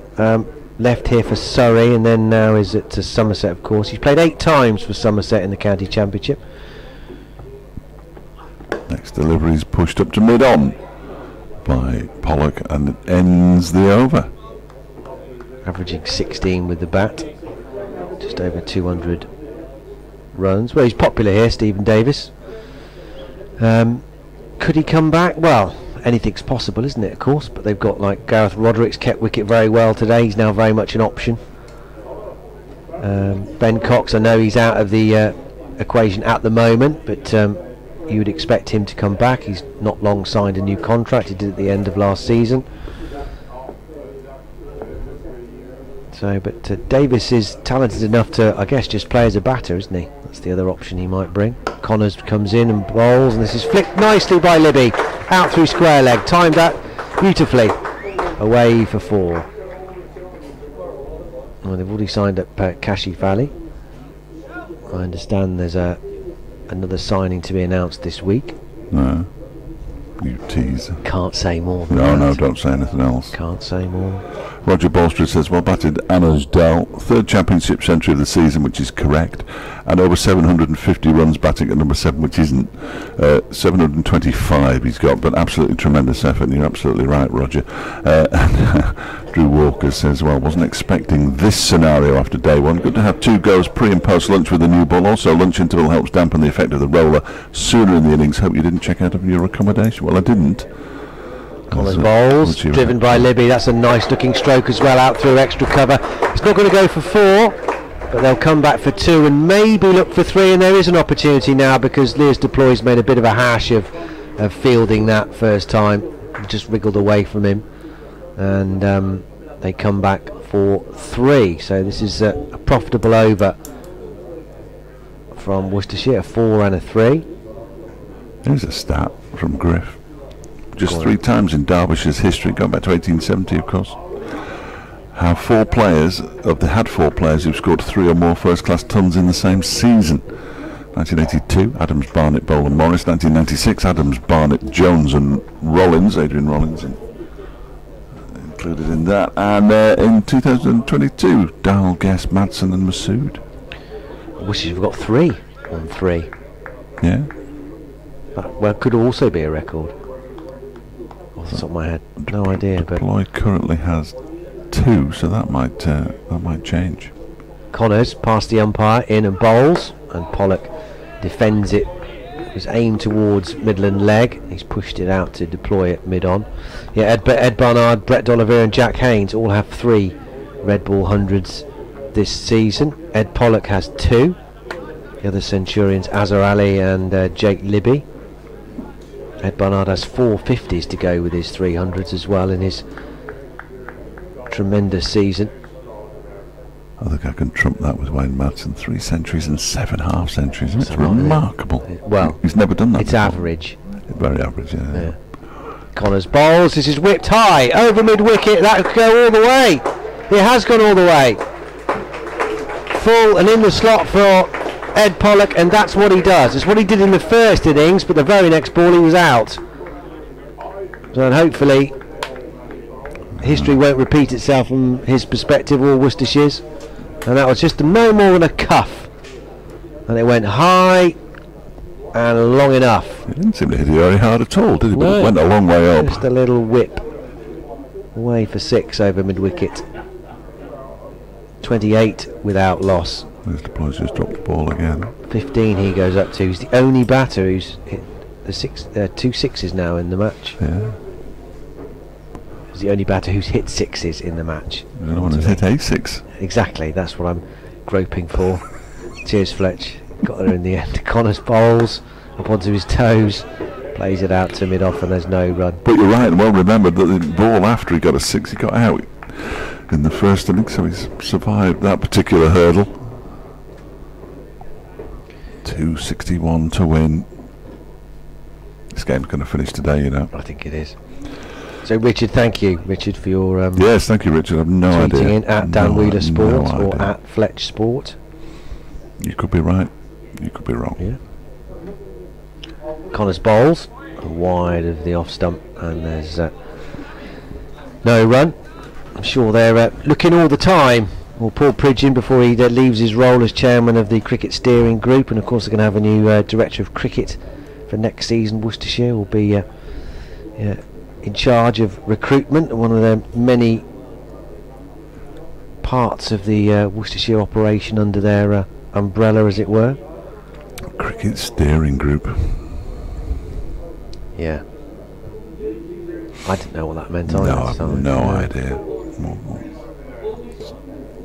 Appoint someone. The group. Jake Libby's on strike. He's got 13 from 12. Ed Pollock 15 from 18. 28 without loss. 261 to win. As Aitchison is in outside the off stump. That one is not gathered cleanly by Brooke Guest. Not that it made a lot of difference, but I think this might be the last, potentially the last over before lunch. There might be one more. It's the 6th over of the innings, so they're going along at a healthy old lick. Nearly, well, over 5.5 runs and over, not far from 6 at the moment.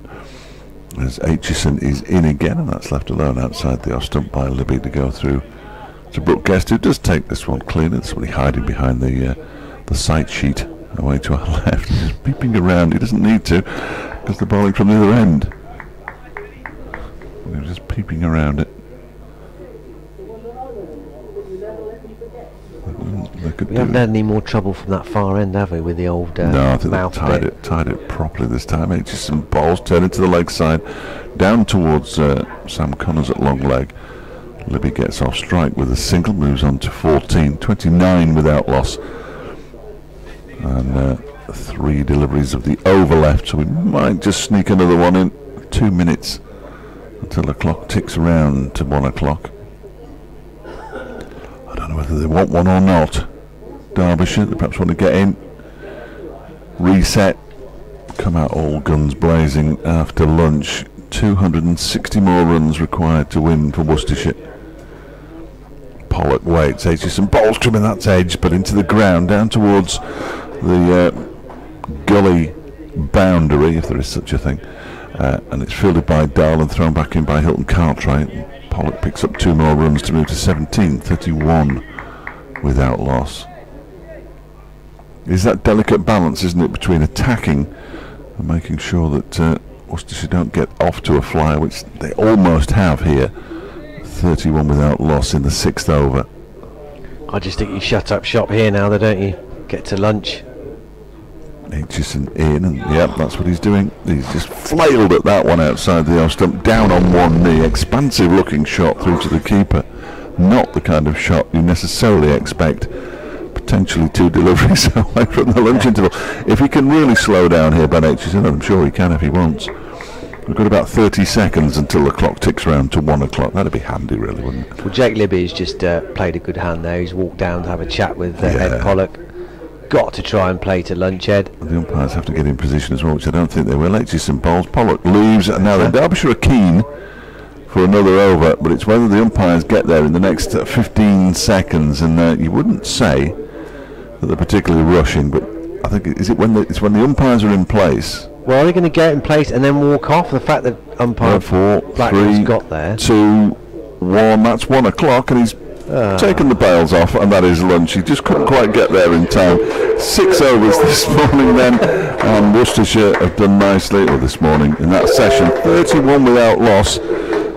Pollock has 17, and Libby has 14. It means that we will return in about 40 minutes with Worcestershire needing 258 more runs to win. Time not a factor. Derbyshire need 10 wickets. Thanks, Fletch. Fletch will go off to update BBC Radio Derby.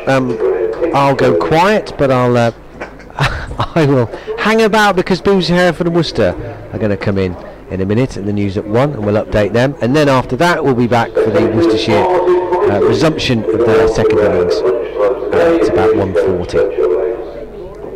And you are invited to go on the ground, as ever the stewards are there to tell you basically where you can't go.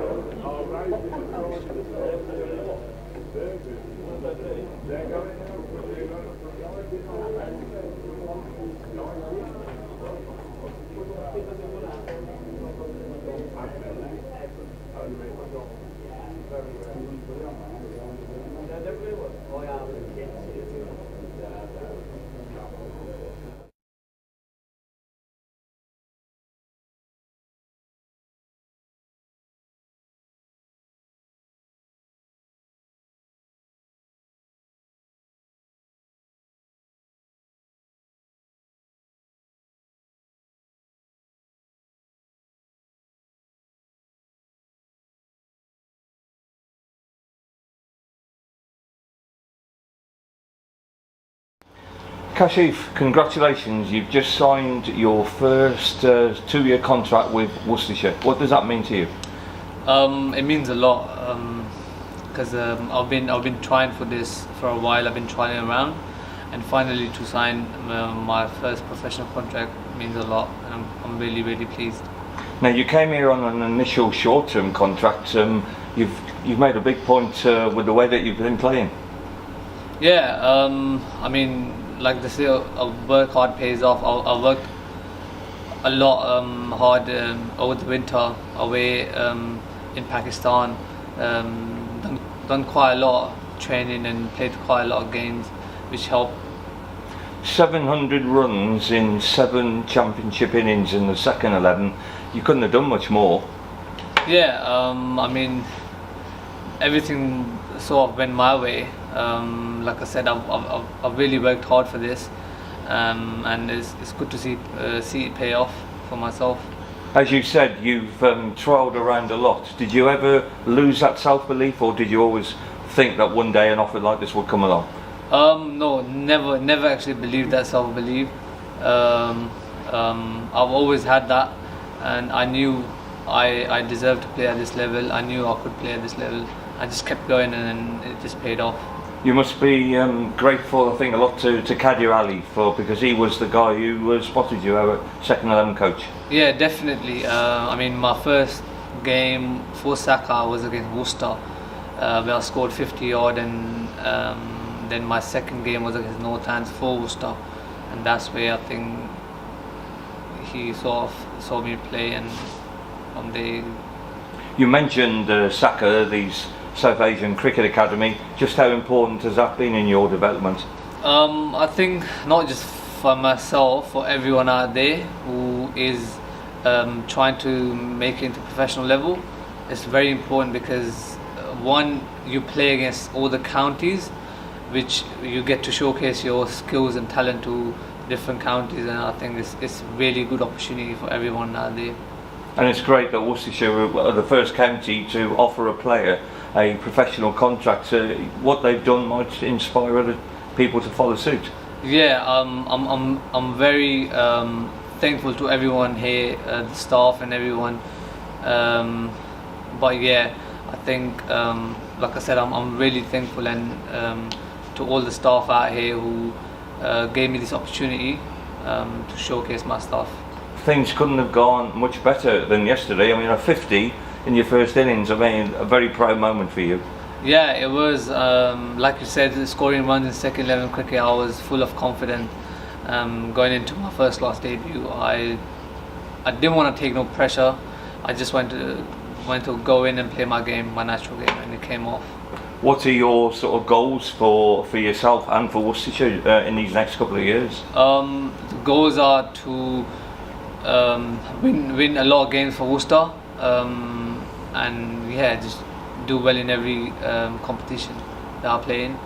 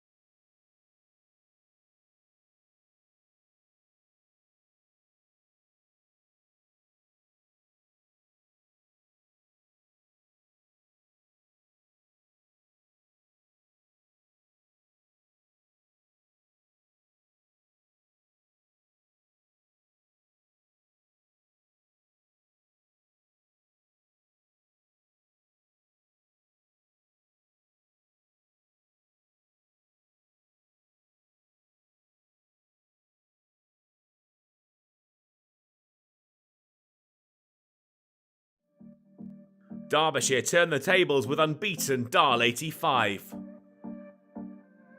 15 wickets fell on day one at New Road. Derbyshire dismissed for a paltry 130. Some gloss added by Anuj Dal before the pairs had their own difficulties. Rescued by Haynes and Ali, the latter with 52 on debut to give themselves a slender 11-run lead heading into day two. The score 141 for 5. They managed to add 7 to the total before losing their 6th wicket. Roderick out caught behind off Aitchison for a 15-ball duck. Joe Leach would face just 2, Aitchison with his second in the over, the number 8, LBW. They limped past 150, but Baker fell bowled by Aitchison for 2 with the lead just 24. Barnard tried to counter-attack and pushed the score on as quick as he could, but even the talented all-rounder couldn't hold Derbyshire off forever and would depart for 39, caught behind off the bowling of Dahl. And Scrimshaw finished them off, the catch taken by Aitchison at first slip. Worcestershire all out for 185, their lead 55. After stumbling to 23 for 3, the middle-order recovery led by Haynes on 48 and Kashif Ali's debut 50 had given the pairs a slender advantage in a match that continued to race along. Aitchison had been instrumental to Derbyshire's efforts, finishing with 4 for 40. And Derbyshire's start was a little better this time around, up to 21 when they lost their first wicket. Rees LBW to Leach for 5. That left them 37 for 1 at lunch, still 18 behind the hosts. Came and Guest chipped away at the deficit, moving the score past 50 and to 2 runs away from level with a boundary from Brooke Guest. But with 2 more needed to draw level, Guest fell, inside edging onto his stumps to go for 17. They overturned the deficit and started building a lead worth 22 when Kane was pinned in front by Pennington. Deploy managed 6 before he too fell bowled by Pennington. If the pairs kept this up, the match would be done and dusted with 2 days left to play. They had a 5th, Cartwright out-stumped for 2 as Baker fizzed one down the leg side. Wayne Madsen and Anuj Dal pushed the visitors beyond 100 and tried to halt the progress being made by the pairs. They were still together at tea, the lead up to 62, the score 117 for 5, but plenty of more hard work lay ahead in the final session of the day. Madsen and Dahl's partnership grew in stature, and with it the score and lead started to look much healthier for Derbyshire. They were worth 50 off 127 balls when Dahl ran 1 off Hasnain. 2 balls later, Madsen was raising the bat, up to 50 off 90 balls when he ripped Hasnain for a 7th 4 of his innings. They'd moved the score beyond 150 when Madsen fell LBW for 69 to Barnard. The pair's man pumped up as he took the key wicket. McKinnon joined Dahl in the middle, and once again Worcestershire were denied. Suddenly, wickets looked hard to come by, opportunities dried up, and the visitors started to look much more comfortable. When Dahl flicked Pennington off of his pads for a single, his side now had 200 on the board, and he found 2 off Baker to go to his 50, scored off 112 balls, another fine knock, and an all-important one for his side's hopes. They couldn't be stopped, 250 up with a Dahl single off Leach, who then brought up the 100-run stand off 121 balls, the connection much better to this delivery from Leach. McKinnon joined Dahl on a half-century, rocking back to Hasnain, ropes found, 50 up off 74. When they reached the close of play, a match that had once been racing towards an early finish now had slowed, and Derbyshire had built themselves a handy lead of 231, the score now 286 for 6. It's still anyone's game, and a third-day finish still looks likely, but the innings was a warning to Worcestershire, a shot across their bows. They need to pick up the final wickets quickly when they return, or it could prove to be a pretty tricky chase.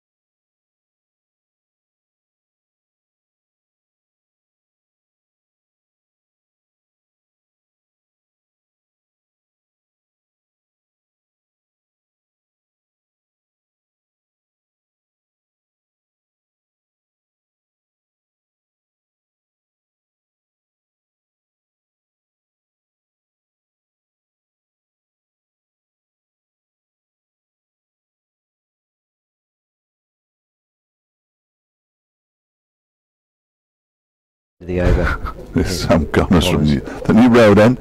Balls to Jake Libby, pushes this one out into the offside. Fielded by Harry Kane. There's no run. I'm going to have to get my tattoo removed now, won't I? That Derbyshire crest? Yeah. Yeah, you will do. Yeah.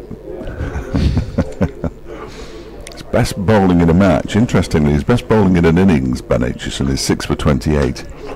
His best bowling in a match is 6 for 28. So, wasn't that here? I can't remember. Could be.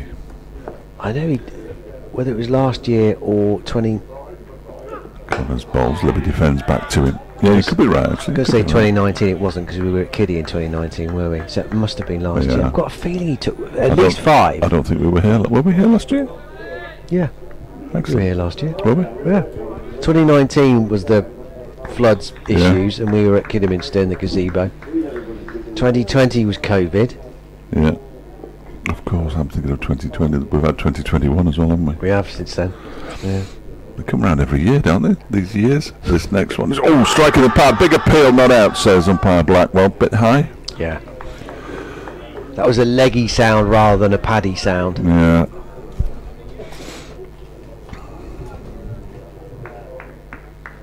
Oh, there we go. This man will know. Versus Durham at Derby. Thank you, Dusty. He's the new statistician. Come on, Stephen, you're not quick enough there. He randomly... He bowled an over a spin as well. He bowled an over a spin at Durham. No idea why. Why? Well, good question. I'm sure I asked him about it. Next delivery from Connors. Back foot, shot played. I've just done the wrong thing there. I scratched the inside. There's no run. Scratched the inside of my ear with the end of my pen. But instead of putting it in, I put it out. So I think I've probably drawn on the inside of my ear. Yeah, you've drawn a person with a perm. Very good, Fletch. Thank you. David Griffin informs that it's free admission at Shropshire on Sunday, so form one orderly queue. He bowled an over a spin. Lucky Stephen. In goes Connors again. Bowls, and that's a full delivery. It was a slightly slower ball as well, and it's pushed out into the offside by Jake Libby. And there's no run. I'm desperate not to miss the 2 o'clock. You got 4 minutes. I know. I've got loads of time, but then at 10 past 2 and I look at the clock again and go, oh, I missed it. I don't want to miss it. So I'm going to go at the end of this over. Because I'm an absolute coward. Final ball of the over, 37 for 1. Still 252 more runs required by Worcestershire. 9 wickets now for Derbyshire, as this one is played out into the offside by Jake Libby. And we're about to be dive bombed by somebody on one of those funny little things. What's that up there? What are they called? Microlight? Microlights, yeah. He's just whizzing around at the Diglis end. He is. Griff should take a photograph of that, really. He's not even concentrating. Sort of banana-shaped canopy. Yeah. Almost MCC. Doesn't look massively stable, the bit underneath it, though, does egg it? and beans. No, it doesn't. In fact... Egg and bacon. Egg and bacon, yeah. It does look like a bacon rasher, doesn't it, actually? It does, yeah. In fact... Or one of those sweets that you used to get with the banana flavour and the strawberry flavour. Oh, yeah. Whatever they were called. No. Aitchison with a new over. Cornell won't get off the mark. I'm not sure he touched that anyway. I think that was pad. Fruit salad, I think they were called, weren't they, those? Oh, the little ones, yes. Yeah, I was thinking of the ones that were like a flag, like a clear block. But there was a bit of a ripple in fruit salads, wasn't there? Yeah. What is it tied to the... I'm not sure. Is that a mic? It's sort of... It's a weird thing, isn't it? I can't hear an engine. No, I can't hear an engine. Perhaps its engine's seems failed. to be, yeah, floating down. That's a lovely ball to Cornell from Aitchison again. Not too dissimilar to the one that found the outside edge of Ed Pollock's bat. But Cornell playing inside the line, and it's coming down to rest in the fields beyond the ground. That's an unscheduled landing. Yeah, there he is. In the King's School Fields, yeah. Terrific. Interesting. A really good photograph. Have there been any photographers about? If only there was someone with a long lens in the press box. Cornell just deflects this down to gully, and there's no run. Alvin's here.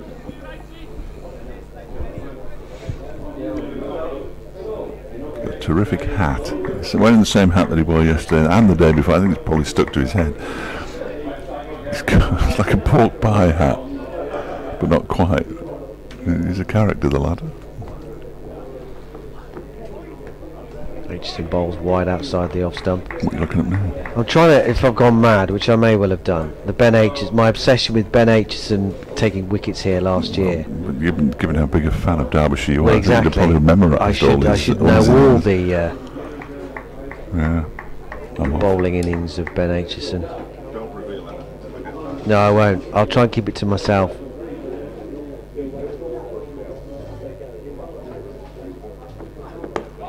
Driven by Taylor Cornell. Won't get a run here. Out to the covers and there's no run.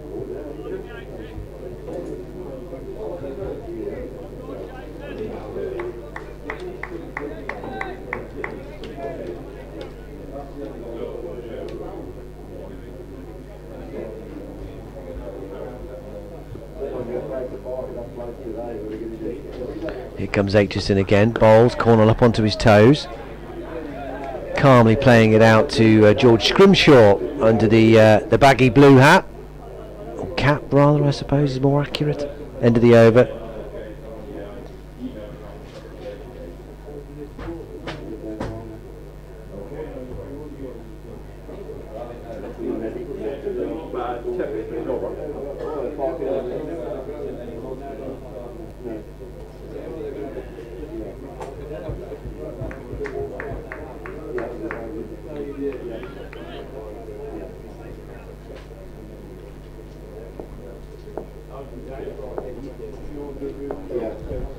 Sam Connors to continue from the New Road end, bowling to Jake Libby. Right arm over, bowls and Libby thrashes it off the back foot through point for 4. Wasn't that wide, it was short from Sam Connors, and Libby gave himself a little bit of room towards the leg side and just cracked it away stylishly to the fence for 4. He goes up to 16.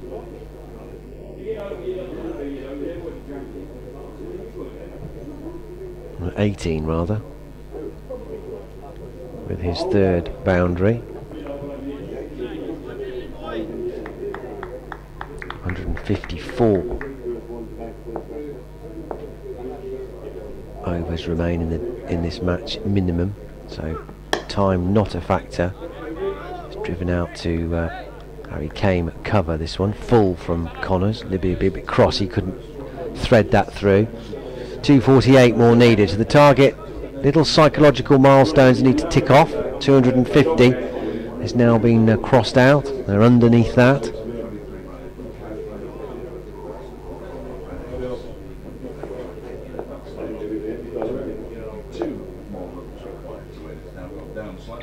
Connors bowls, trying to tuck Libby up for room with one that follows him a little bit in off the pitch.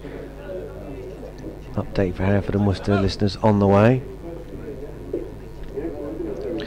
Worcestershire 41 for 1 in their second innings, chasing 289 to win this very, very entertaining match. They've lost Ed Pollock, like the first innings, hit a 6 and then got out the very next delivery. But unlike the first innings, it was a very, very good ball from Ben Aitchison. Not a lot Pollock could do. Found his outside edge and a very smart catch by Hilton Cartwright at third slip. Pollock gone for 23 off 25 balls, but he's given Worcestershire a start here. Libby also purring along quite nicely. He's got 18. Worcestershire are 41 for 1. They need another 248.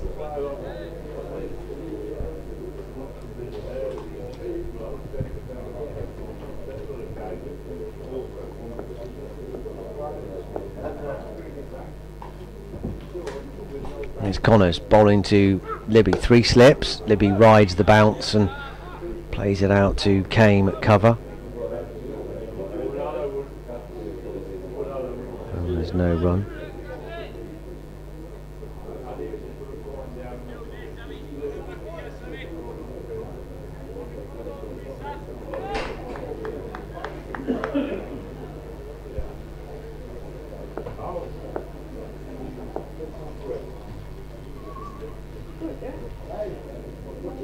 Connors past the umpire, short, and again gets behind it well. Jake Libby up onto his toes. It's the splice of his bat. Finds Harry Kane once more at cover. End of the over. He stays on 18. Total remains on 41 for 1. 248 more needed. You got it?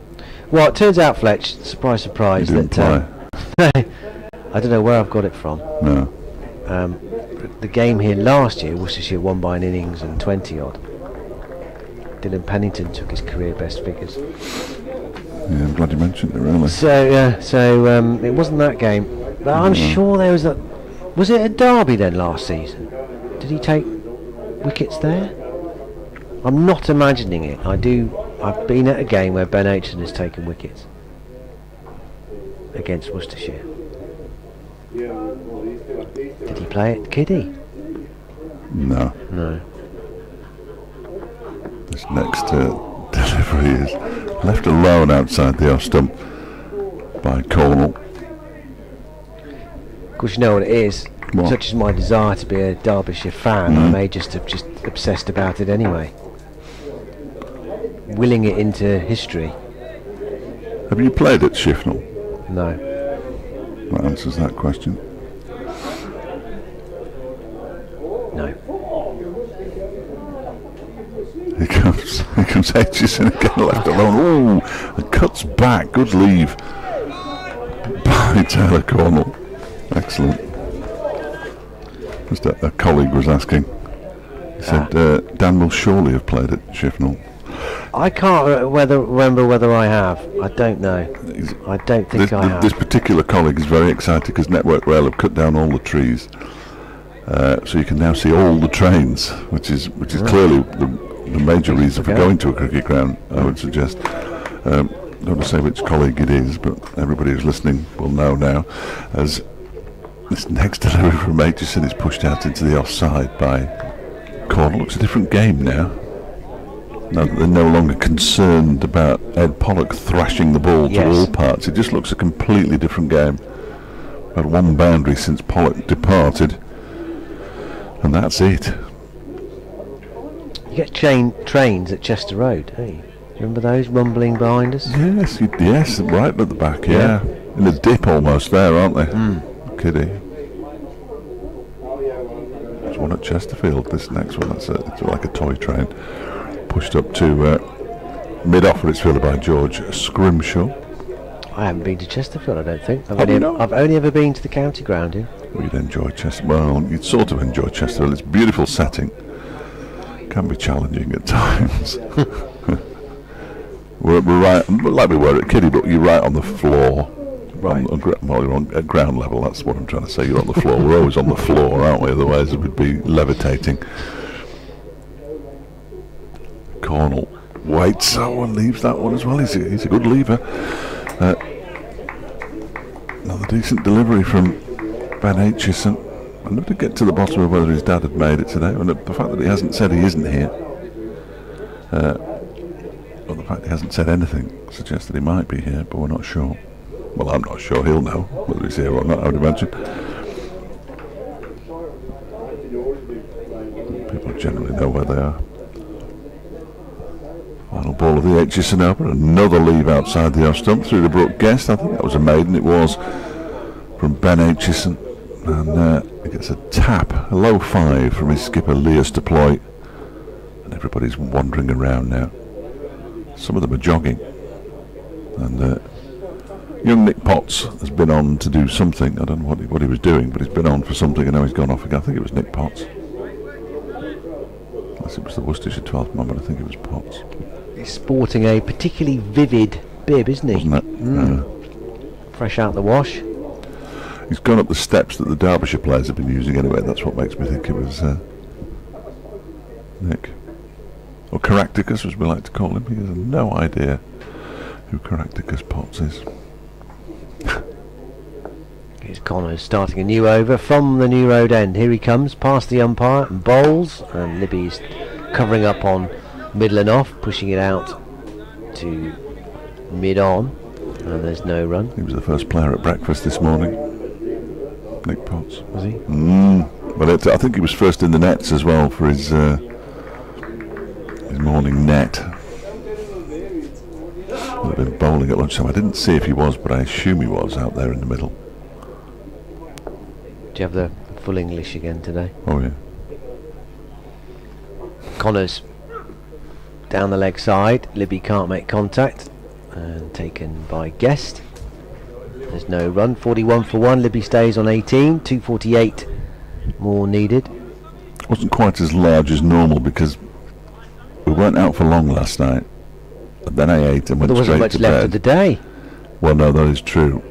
I got back, I was in bed by 10, but I hadn't eaten much before that, which is always a bad thing, isn't it? And then I woke up, got straight out of bed, had a shower and went for more food. Connors in full. Again, it's a lovely looking stroke from Jake Libby, but for no runs at all. He's pinged it straight to Harry Kame at cover. That's annoying, isn't it? You time it that well. Yes, it was Just a really either side nice of him, shot. and that was 4 all day long.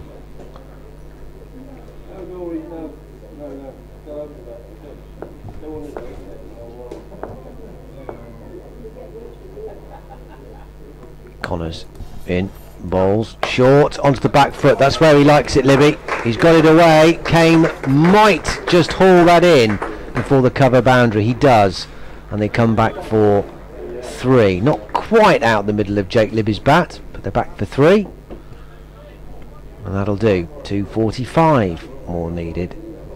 I'm not going to count down. You've gone early with the countdown. Yeah, I'm not going to. It's ridiculous. Isn't Every it? so often we could mention it. 243 to win. Yeah, that is. 242 to win. We don't have to at the moment write it down on a piece of paper, No, do we? Well, we no. don't anyway, 'cause it's on the scoreboard. But that was early.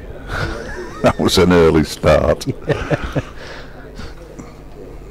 44. Well, I'm worried. Obviously, as a Derbyshire fan, I'm worried that any run. There's only 155 overs as well, so Yeah. we could count down the overs as well. Connors round the wicket this time to the left-handed corner, and he pushes it back up the pitch, and there's no run.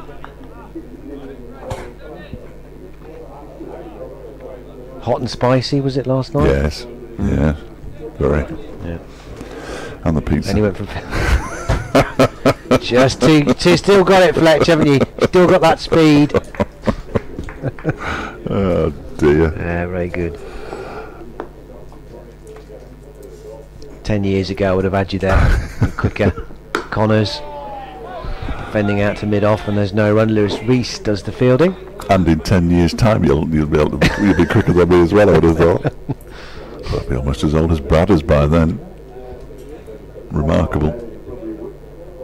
End of the over. Dragonfly. 41 Just for gone 1. past. Beautiful. Libby 21. Cornell's not yet off the mark. 16 balls he's faced, but I reckon that's all right. He's left well. He's adopting a low-risk strategy here. They know that there's bags and bags and bags of time. You can afford to just let the ball soften and make the bowlers come to you, as it were. He's down at the non-striker's end, and they'd be pinching the strike with that 3 earlier in the over. Aitchison begins a new over, forced off the back foot into the offside by Libby, but straight to Matty McKiernan. And there's no run. Yes, well done, Steve. Well, I knew who Caractacus Potts was. There'd be no point in us calling him Caractacus if we didn't know who he was. He was, of course, the inventor of the car in Chitty Bang Bang, which was written by... Roald Dahl. No. Was? No, it wasn't. Next to Lewis, down the leg side, and it's a big appeal for a catch, and he's gone. He started to walk, did Jake Libby, and eventually the umpire raised his finger and sent him on his way, and it's another one strangled down the leg side. Libby goes for 21. Worcestershire are 44 for 2 now, and they're a long, long way from victory. Derbyshire need 8 more wickets. No, Ian Fleming. Yes. Ian Fleming, that's who I meant. Yeah. Ian Fleming's gone for 21. No, Jake Libby. It's a serious game of cricket, this, and I'm talking about Chitty Bang Bang, and I apologise. Concentrate there, Fletcher. Ben Aitchison's got 2 now, so all 10 on. Both openers gone. Don't think he'll get all 10. 21 off 39 deliveries. Well. It's funny, isn't it? And we've spoken about this throughout the course of the game about how many. I mean, Derbyshire were thinking about 150, and you thought, well, if they get 150, they've got something to bowl at. And obviously, if they'd been rolled and they only needed 150, Worcestershire would have started the chase yesterday with so much time to get it. But Derbyshire thought that might be the base from which they could build, and they did build, and they got a lead of 288. And even then, you know, loads of overs, so many overs, 168 overs, but fourth innings of any first-class match, getting that number of runs is always tricky. But, doesn't matter how many overs you got. No, you could bat for 4 days, and you think, well, I've got 4 days to get this, It but just doesn't work like that. Doesn't work. It doesn't never happen. work. It's never worked like that. And it twists again, this game. Both openers gone. Pollock out for 23. Libby well set for 21, but he's tickled one down the leg side. He'll be annoyed about that. But Jack Haynes, who's been in marvellous form this summer. Benedictus now has 6 for the match. He took 4 for 40 in the first innings. He's now got 2 for 14 in the second. So one more and it'd be his best match figures in first-class cricket. He's in now and bowls to the new batsman, who is Jack Haynes, and he's pushed it back towards the bowler, and there's no run. All of a sudden, 2 new batters at the crease, both on naught. Yes, perfect for Derbyshire, this, isn't it? You'll obviously be pleased. 44 for 2. Obviously thrilled, Fletch, as we all know. Yeah, Brenwheeler was accused of being a Derbyshire fan, apparently. His next delivery has edged down the third man, the vacant third man area, and Haynes is off the mark with a boundary, but he wasn't in control of that shot. He squared up a little bit, leading edge. Milton Cartwright comes down to fetch the ball. Worcestershire moved to 48 for 2. Well, it's a calculated risk, isn't it, for Derbyshire here? No deep third. Yeah. They're attacking with 3 slips. Understandably so. They can sense if they can get Haynes here cheaply, then they'll feel again right on the pulse of this game. One catch already taken by the third slip. So you've got to keep him in there, haven't you? Hilton Cartwright, Madsen at second, came at first. Next delivery turned into the leg side. There is somebody out there. It's poor old Sam Connors, who this time doesn't lose his cap. His head must be getting bigger, or his cap might be getting smaller. He always loses his cap when he runs around the boundary. He's a good fielder. You can't wash caps, can you? I'm hoping the 50's up incidentally for Worcestershire. I'm hoping that you can, because I washed my lad's cap the other week. He just put everything in the washer and his cap was in there, and it's very similar to these, the black rod caps, baggies. Next delivery from Aitchison, that's a wide. A bit wide, yeah. That was a very strange delivery from Aitchison. Not entirely sure what he was trying to do there, but he got all out of shape and threw it so far outside the off stump that it almost went into Hilton Cartwright's hands at third slip. It's the peak that's the issue, isn't it? Yes, made of cardboard, generally, aren't they? If they're made of plastics, which some are, some baseball caps, you can wash them. Apparently. Never ironed one, though. This next delivery is pushed out into the offside by Haynes, fielded by Matty McKeon, and the end of a pretty good over from Benedictus. Took a wicket with the second ball, then went on to concede 7 runs, but the wicket was crucial. 51 for 2 at the end of the over are Worcestershire. They need a further 238 to win. Derbyshire now need 8 wickets. Yeah, I wouldn't advise washing a cap necessarily. It's just when you see on TV Joe Root's cap, Ben Stokes' cap in particular. Horrible. I mean, they look disgusting. Years of champagne and sweat. And the everything. sweat, they've got this like the salt line, haven't they? Yeah. No, Can you wash that? No. It's not great, is it? Connors starting a new over, round the wicket to the left-handed Cornwall's in, and Cornwall's off the mark here with a really nicely timed shot through mid-on. Might go all the way for 4, or he might just put it up just in front, I think. Wayne Madsen. He does. They've run 4. They've run 4 though, so there you go. Never mind, Wayne. Poor old Lears to play. He put everything into that, didn't he? It's the furthest point from the pitch, right in front of the hotel. Poor old Lewis. It was deploy, isn't it? Yeah, it went all the way, and the batsman came through for an all-run 4. Everybody loves an all-run 4. Except Lewis deploy, apparently. Hates them. He's sucking in the big ones. Connors, 55 for 2. Cornell off the mark to his 17th delivery. No ball. There's 2 more. Come on, Sam. He was warned by Ian Blackwell, and then he puts his foot down to say that's where it landed. Connors doesn't care. Not even looking, is he? No, doesn't care. Just walks back to his mark. It's a waste of effort, waste of a delivery, and 2 runs to Worcestershire. We only need 232 now, but we're not counting it down. Nope. Stop it. Connors wide of the crease this time, and Cornell defends this to point. Anish Dal fields, and there's no run. He ended up 112 not out in the second innings for Derbyshire, to go with his 55 in the first innings. And he's done more than most to put his team in the position that they're in. A strong one. 57 for 2. Need 8 wickets. Connors bowls. Drive, and has he tickled that? Yeah, up goes the finger. Cornell's gone for 4, and Derbyshire strike again. The 3rd wicket in the bag.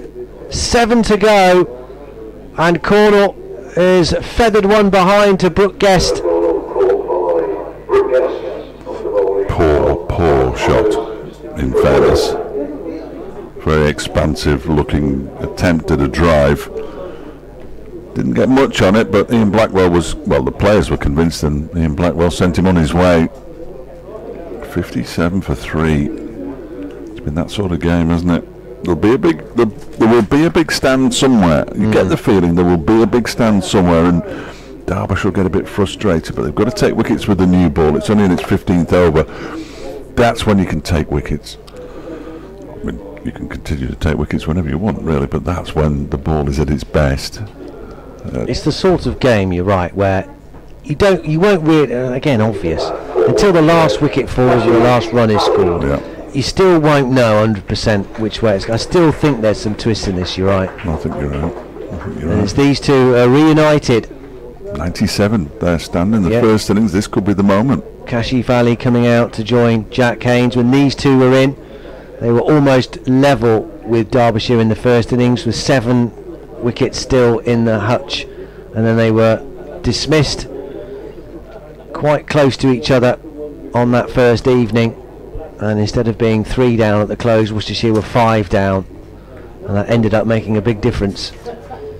And both of them will look back on their first innings dismissals and think didn't need to play at them, maybe. But Kashif then, well, it's another important high pressure situation for him.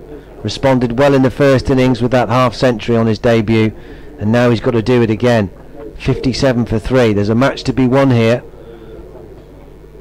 as he faces his first ball, lets it go outside the off stump, and it's through to Brooke Guest. Had a chat with him last night. Yeah, very nice lad. I say lad, what is he, 24? Softly spoken. Yeah, softly spoken, but it was nice to hear. He was confident. Said I always knew I was good enough to make it as a cricketer and play at this level. You have to have that confidence, don't you, to succeed in professional sport. Yeah. Your own ability. Knew he just needed the opportunity to show people, and he's got it here, up onto his toes. He gets off the mark here with a controlled dab down to deep third. They'll come back for 2. There isn't a fielder on the rope, but it's not gone fast enough to get to the boundary. So they come back for 2. He's off the mark. In T20 cricket, Hilton Cartwright, who threw that and generally fielded it on the boundary, he has got a rocket of an arm. He's a big man, but he looks like he's got a big throw. Oh, huge. Broad shoulders, well set. Changing the field. Square legs going out to the rope, and we're moving around a bit now. Lewis Rees is going to short square leg, And now Lewis Deploy is going to mid-wicket. As Connors bowls to Kashif, tries to get the Yorker through, and the yelps will tell you they don't feel it was a million miles away. Dug out and played to square leg where Lewis Rees fields. End of the over, 59 for 3.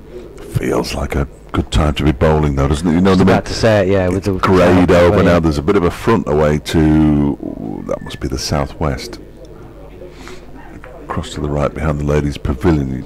I don't think it's got rain on it, or in it, or near it. Or over it. Or under it. And yeah, it is. South. West. You're officially southwest. Oh, am so I? it's pretty close to being southwest. First delivery of a new Aitchison over is left alone. I do a lot of things that work well on radio. Like Jack Haynes here, he's just been waving a phone around. Yeah. The Compass app. Oh. You've been reprimanded for something now. I don't think that's mine. No, it wasn't. No, it's mine. I haven't quite got used to the alert buzzes and all that kind of thing on my new phone yet. Got a new phone, I don't know if I mentioned it. Aitchison bowls and it's driven out into the offside by Haynes, straight to Matty McKiernan in the covers, and there's no run. Beautifully poised. Beautifully poised, this game. Crowd not quite as large as the first 2 days, but very decent inside New Road. They're being treated here as Aitchison bowls, and that isn't too far away from the edge of Haynes' bat. Aitchison looks a little disappointed. He's taken 2 for 21 in 7.5 overs. He shouldn't be. 2 for 13 since lunch. 1 for 15. Sam Connors, they bowled much better since lunch, I think it's fair to say. They were a little erratic in those 6 overs just before the interval, and they conceded 5 runs and over. Aitchison's in again, and Haynes gets the face of the bat on this, pushes it into the ground. It bounces up and is claimed by Ben Aitchison. He's old school though. He doesn't want to throw the ball away to somebody else to polish. He's happy to polish it himself. Good to see. Yeah, you don't see that much these days. Usually do just you? catch the ball and throw it. Well, isn't there a somebody. designated polisher in most teams? Well, it was Hilton Cartwright up at Durham, but he seems to have been removed from that. But I don't know whether he wasn't polishing it very well. Here's Aitchison again. Bowls pushed out into the offside by Haynes, fielded by Dahl. Yeah. Lewis Rees has been the designated polisher in days gone by. Anish Dahl's had a go. Perhaps they were too sweaty. That was Alistair Cook's. That wasn't the reason he was in the England side, of course, because he was quite a good batsman. Aitchison bowls. He didn't sweat though. Very much like Prince Andrew. As that one is fielded at mid-on by George Scrimshaw, and it's the end of a maiden over from Ben Aitchison. Good over from him. 59 for 3. And having dropped that bombshell, I'm off. You wouldn't think they'd have a lot in common, would you? No, but they do. Yeah. Anish Dahl's coming on to bowl here. Here we go then. Well, his confidence has got to be high. Got to be, hasn't it? He's got to be thinking this is going to be remembered as Dahl's match. It'll go down in the annals of history as Dahl's match. This is what they'll say in years to come. come. Asterisk next to it. Yeah. Dahl's game. Well, ball in hand now. Fletcher will disappear and talk to the people of BBC Radio Derby at 2:30. Hereford and Worcester's listeners to their FM frequency will be here shortly. Dahl goes through that. I don't know how unique it is actually. I was going to say unique warm-up exercise where he does a proper bowling action, but then the ball just he releases the ball early and it goes sky high and just loops towards Lewis Rees, who's fielding for him. He's in with his first ball, and that's slashed high over backward point for 4. That was in the air and risky from Kashif Ali. It's gone away to the fence. Worcestershire 59-4-3 in their pursuit of 289 to win this game, so they've sustained a bit of damage. Ed Pollock going for 23 off 25 balls, the very next delivery after hitting a 6, as was the case in the first innings, but he got a beauty from Ben Aitchison to be caught at third step. Jake Libby's feathered one down the leg side off the same bowler, he's gone for 21, and we've just seen Taylor Cornell just play an expansive drive outside the off stump to Sam Connors round the wicket. He's gone caught behind for 4. Jack Haynes and Kashi Valley have just come to the wicket, but Kashi Valley has just been bowled. Looks like he played on. He's gone for 6, and Worcestershire starting to hit a bit of trouble here. 63 for 4 now. Kashi's gone for 6. Suddenly this 289 looks a long way away. 63 for 4, still need 226. Yes, it was short and wide, and Kashi Valley was looking to cut it away through backward point, and it's a big thick inside edge, and it's smashed down into his off pole, and he's gone. And Worcestershire are wobbling.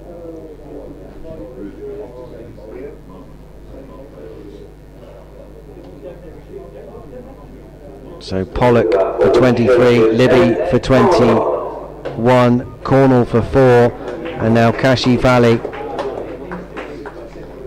Anuj Dal has got him in his first over for 6. Ed Barnard comes to the wicket. Well, Worcestershire bat deep, and they have Jack Haynes still there, and Ed Barnard. 6 red ball hundreds between them this season. Both of them are in the form of their lives. Worcestershire will feel they are still in safe hands here, despite that blow of losing Kashi Valley. 63 for 4. Into the 17th over with this ball, so it's going to start going softer soon. I might even have to change it. Usually happens after about 20 overs. They're not happy with the landing area again from the New Road end. We've got Wayne Madsen scratching his boot along that line. Anuj Dal now just stepping into the divot, or the indentation I suppose it is really. Here come the ground staff again.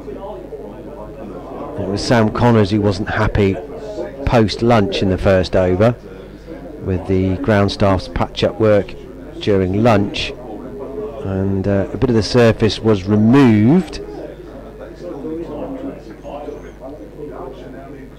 and now we're going to have another delay here while that landing area right on the white line is sorted out.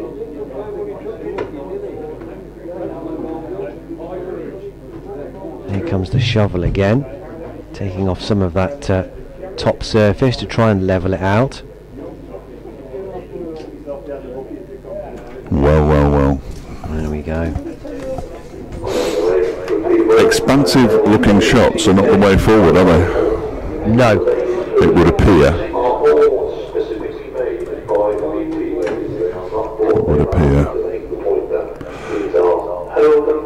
Large loop earrings been found in the garage at Radio Leeds. It's not mine. In the garage? Yeah, there's a garage underneath Radio Leeds where you can park your car. Well, you can park your car if you've got permission. Middlesex 135 for 4 now against Durham. They've lost another wicket since lunch. They trail by 286 at Chester Street, and Nottinghamshire steadying the ship. They're 105 for 3. They lead Sussex by 202. So things moving on a bit there at Trent Bridge. They started a day after us, so they've still got 2 more days after today to go in that one. Warwickshire leads Surrey by 43. They're 106 for 3 at the Oval in their second innings. Gloucestershire have just started batting in their second innings, 5 without loss, trailing Northants by 157 at Cheltenham College. Never been there. It's supposed to be very nice. Somerset at 231 for 1 in reply to Essex's 505 for 9 declared, trailing by 274. Yorkshire 115 for, they're still messing around with the footmarks incidentally here. Yorkshire 115 for 3, leading Hampshire by 56 at Scarborough. And in the big one, Lancashire 155 for 1, leading Kent by 30 at Old Trafford. People who know me will know why that's the big one. I think they've messed about with the footmarks again. I think we're ready, aren't we?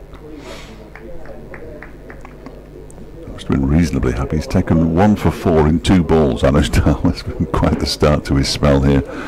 We've talked about him being confident. Maybe even more so now. And he comes and bowls to Ed Barnard, who defends him out to bid off, and there's no run. I think this first 55 minutes, probably 50 minutes because there was a 5-minute delay for the footmarks at the start of the session, could not have gone any better for Derbyshire. Get rid of Ed Pollock first, I think was important. He could have taken the game away from them very quickly. Libby, Cornell and Ali all gone as well. Dahl, right arm over, bowls wide outside the off stump, and Barnard has nothing to do with it at all. It's interesting, isn't it, the fact that the draw is out of the equation makes it quite tricky for the batsman, because you can't just leave and leave and leave, can you? You've got to play some shots. You can't become obsessed with being defensive, no. So there has to be a modicum of kind of sense that you need to remember your natural game, and if it is there, you've got to put it away. But at the same time, as Dahl bowls short, nudged into the leg side by Barnard, and there's no nudged, run. Very good. Oh, I see what, see what I did there? Unintentionally. Yeah, very good. Don't, because I'll get accused of favouritism. Again. But yeah, I mean, they have the time, but it's just that balance. Cricket's all about balance, isn't it? It certainly is. Can't go too far inside your shell and forget how to play shots. But likewise, you know you can't afford to be too flamboyant either and give your wicket away. You've got to make the bowlers get you out. That's the bottom line, I guess. End of the over, 63 for 4. Barnard has faced 4 balls, yet to get off the mark. Haynes has got 6 from 10. 226 is the victory target. Anush Dal no longer wants his sweater. It's a warm, my computer's telling me, it's suggesting it's 21 degrees. I think it's warmer than that. Griff came in at lunchtime and said it was really warm out there. I'm not sure where he is at the moment, can't quite see him. I'm going to do something now that Twiggy did on the radio this morning, and that's sneeze. See if I can get through this first delivery. Aitchison in and bowls outside the off stump, left alone by It's gone now. They come and go, don't they? But you don't want to be sneezing on the radio, I always think. There's a trick, isn't it? Is it you touch the roof of your mouth with your tongue and sort of move it about a bit? I think that removes the urge to sneeze. There must be a reason for sneezing there, mustn't there? Well, yeah. Yeah, there is, but sometimes you can't, can you? Next delivery from Aitchison's left alone outside the off stump, quite wide of the off stump in fairness, and left alone by Jack Haynes. He's on 6. Ed Barnard yet to get off the mark. 63 for 4. Aitchison 2 for 21. Dahl 1 for 4. Wicket as well for Sam Connors. So all 3 bowlers used so far have taken a wicket.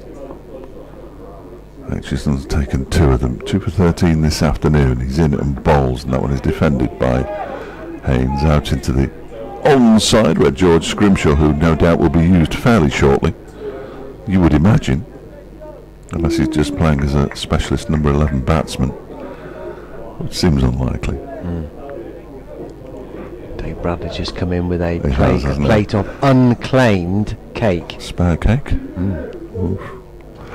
Here's Aitchison in again, left alone outside the off stump. Good take. It was a really good take on the floor by Brooke Guest, and it's a good job he did, because Harry Kame had jumped in the air. Would have gone straight underneath him. That wouldn't have been any good, would it? What's he doing? Come on, Harry, better than that. He's the designated clapper. I'm right, I've worked it out. He's at first slip. Madsen at second. Cartwright at third. Aitchison on his way in again and bowls. That's defended up towards mid-off, although it's fielded by Matty McKinnon before it reaches Lears to Ploy. Yep, there he goes again. The designated clapper. Not had it too bad a first couple of games of the season. 39 in the Derbyshire second innings at the top of the order, and 70 last week in the second innings against Nottinghamshire. Aitchison bowls, defended out to the offside again by Haynes, and that is a maiden over bowled by Ben Aitchison. His fourth, 9 overs, 4 maidens, 2 for 21. Oh my word. Well, we're having one of them. We'll have one of them. Thanks very much. Cheers. Cake's here. Oh, thanks, John. I'll have one of them. Yeah. And I'll have one of them. One of them. Yeah, Thank you lovely. very much. I think I've done a Fletch there. Have I matched you? Yeah. I have, yeah. Yeah, we've got a bit of Really not little triangle of some kind of chocolate cake. It's a brownie, that is. Is it? It's a brownie. Here's Anuj Dal in, and that's a flame. Oh. I think he's put him down. Yeah, he has. The reaction of Wayne Madsen seems to suggest that had carried. It was high, it was hard, and it was really travelling from Ed Barnard. He flashed hard off the back foot, thick outside edge, and Madsen at second slip couldn't hang on, and they come through for a single. Punch the ground, Wayne Madsen. He's taken some. It's been a strange old season for Wayne Madsen because he's got a shed load of catches, but the ones that go straight, and it's weird, the ones that go straight to him, the ones he struggles with. Haynes down on strike. Dahl bowls to him. Haynes will get a run out through mid-wicket here. Picked up by Sam Connors. Brooke Guest has taken third, might be more than that, might be 40 catches now. Let's just refresh that page before I go into this ridiculous sentence that I'd started. I'll just wait for that to reload, and then I'll start the sentence. Here we go. He's got 40 catches this season, Brooke Guest. Next highest catcher is Wayne Madsen with 20, and then after him just a couple of players have got 5 each. Dahl in, bowls. Barnard won't get a run, dropping it pretty much in front of him. It trickles off the cut pitch. But he has put a couple down this season. Great hands, good reflexes. And it went to him quite quickly, didn't it, I suppose? It did, it went very fast. He's quite close in there as well, isn't he? Yeah. Second slip. Yeah. He was always first slip before. That's Ben Aitchison at the moment. Harry Kane when Aitchison's bowling. Dahl bowls. Barnard will pick up a run here. Pick up 4. That's beautifully timed. Much more so than I thought initially. I just thought it was a casual flick, but that's absolutely raced away. George Scrimshaw is down there at long leg, and couldn't get their cross. 4 runs. Lovely shot by Barnard, who's followed up his 746 runs in the county championship last year, which was a career best, with 700. Oh, I've just killed the page. How blinking annoying was that? It's more anyway. How annoying. He's forward here and playing it out into the offside, and there's no run. What's he got here? He's got 5, hasn't he? So he's 739. Even I can work that out now. 739. That's the kind of stat we like. And he's averaging over 70 in the county championship this year, which is outstanding work. Half centuries in the first 2 games, up at Leicester and here against Sussex, and then that enormous 100 in the second innings in a ultimately losing cause against Nottinghamshire. Another half century in the following game against Durham. Dahl bowls to him down the leg side. It's taken by Brooke Guest, and then 128 up at Durham in that match that just went on forever, and then follow that up with another 100 next here against Glamorgan. How many has he got now? He's got 3 this season, and then 69 unbeaten against Middlesex. So he's been in dreamy form with the bat for the last 2 years. Got a griff stat for you about Anuj Dahl. He's Just completed that over. Aitchison begins a new over, the first delivery of which is pushed up towards mid-off. Dahl is the first player in Derbyshire history to score 3 first-class hundreds whilst batting at 7. I don't know if that's a proper stat or not. It's a good stat, but Griff has, since he's tweeted that, has been asked by somebody what's the lad's cricket background. Griff, well, he started at Nottinghamshire as Aitchison is in. Balls, oh, he wasn't far away from edging that one, Haynes. Poked at it, no more. Ball might just have left him a little bit. Went through to Brooke Guest. Born in Newcastle upon Tyne. I think his parents were visiting. In fact, I did have an email from his brother this morning. Always listens. There's this next delivery, the family listen. That one is a little bit slower. It doesn't actually do very. Oh, crikey! What was that? That was my box. Oh, it wasn't. Not my box, obviously. No. The box that the kit comes in. I think I'm with you. Yeah, from Virang Dal sent me an email this morning. Didn't want to message too early. He said we did get him out, didn't we, in a game recently after Durham. Just a note to say, thoroughly enjoying the commentary. Both of you were great to listen to. That's you as well. Oh, lovely. Yeah, you as well. I think it was you. This one's turning to the leg side. Could have been the chief executive. Could have been. Says watched the whole game and naturally very happy with Nudge and the first team's fight back spirit. Thank you, Virang. Nice to have 2 Derbyshire fans in the box. Has he signed off with that? He hasn't. No. If somebody could do that, that would make my day. And I will read it out. I'll read most of the stuff that I get out because it's nice to hear from people. Nice to know you're all listening. He's got a wicket as well, Dahl, as Aitchison bowls outside the off stump through to the keeper. Quite a long way outside the off stump. I've just noticed how dense the brownie. That is dense, isn't it? Nice. Dense. Yeah. So you have a dilemma here now as a father of 2 5-year-olds who two. Well, I have got 2 cakes. So do I leave them both, take them home? They would go mad for the brownie. Yeah. So do I leave the brownie and they're going to have to share it, which may or may not go down well? No, I don't think it will. No. Aitchison bowls driven very nicely, but fielded well by Matty McKeon in the covers. Another dot ball, another maiden over for Ben Aitchison. 10 overs, 5 maidens, 2 for 21. His figures now. Worcestershire 69 for 4. They're 220 away from victory. Derbyshire 6 wickets away. Or do I simply just eat them both, and then no one's the wiser, are they? I think you eat them. Do you have any both. cake today, Daddy? No. Cake? I don't think so. I don't know where you think I go. Never any cake there. No, it's work. It's not cake. 69 for 4. I've emailed them both though to tell them that you've got cake. Bet you have. Dahl bowls wide outside the off stump. Keeps a bit low and shapes back into Brooke Guest down to the left. His left as he takes that. These 2 batters now just got to hang tough a bit here for Worcestershire. 69 for 4. Both in great nick. I've just got to see out this tricky period into the 21st over with this new ball, so it's going to go at some stage soon in terms of its deterioration. Dahl bowls. Nicely turned by Barnard. He's timed that very well. I'm not sure it's got the legs to get to the fence. It hasn't, or even though it's the short side of the ground in front of the ladies' pavilion. Sam Connors pulls it up inside the rope. They're back for 2. Magnificently lost his cap there, which he always does. Apart from that one time. I've just got a message it was about an hour ago now from Wendy saying that there isn't any commentary on stream. Don't know which stream it is.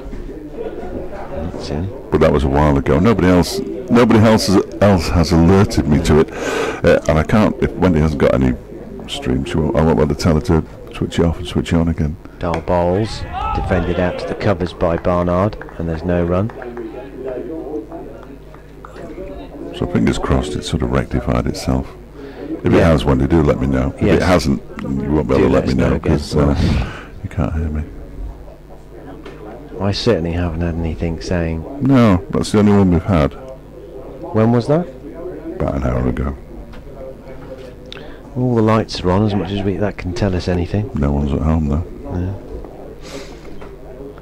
Dahl past the umpire, bowls, and that's a checked, punched drive off the front foot by Barnard, down into the ground and fielded at backward point.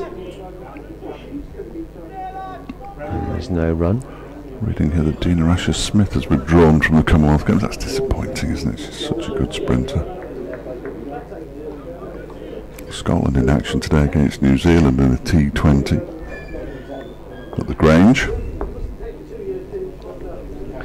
Dahl. As wide, an expansive drive, but down into the ground from Barnard, straight to cover. What a difficult day for Scottish cricket. 2:30 start there, so they're underway. New Zealand 31 without loss after 4 overs. Mark Watt conceded just 1 run from his opening over. He's a Scotland international who played for Derbyshire in the T20. Dahl bowls straighter, and that's nicely punched through the V by Ed Barnard. Fielded at mid-on eventually by Lewis Rees. They did think about maybe the possibility of stealing a single, but not possible. End of the over, 71 for 4. Barnard stays on 7. Haynes also has 7. 21 overs gone.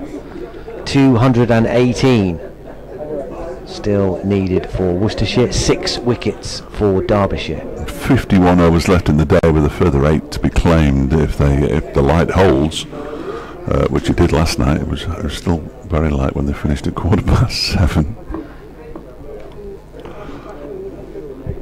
Ben Aitchison's marathon spell continues. At first delivery is pushed into the offside by Haynes, and there's no run. This will be his 8th over since lunch. He also bowled 3 from the Diglis end before lunch, so he's monopolised the Diglis end in this innings so far.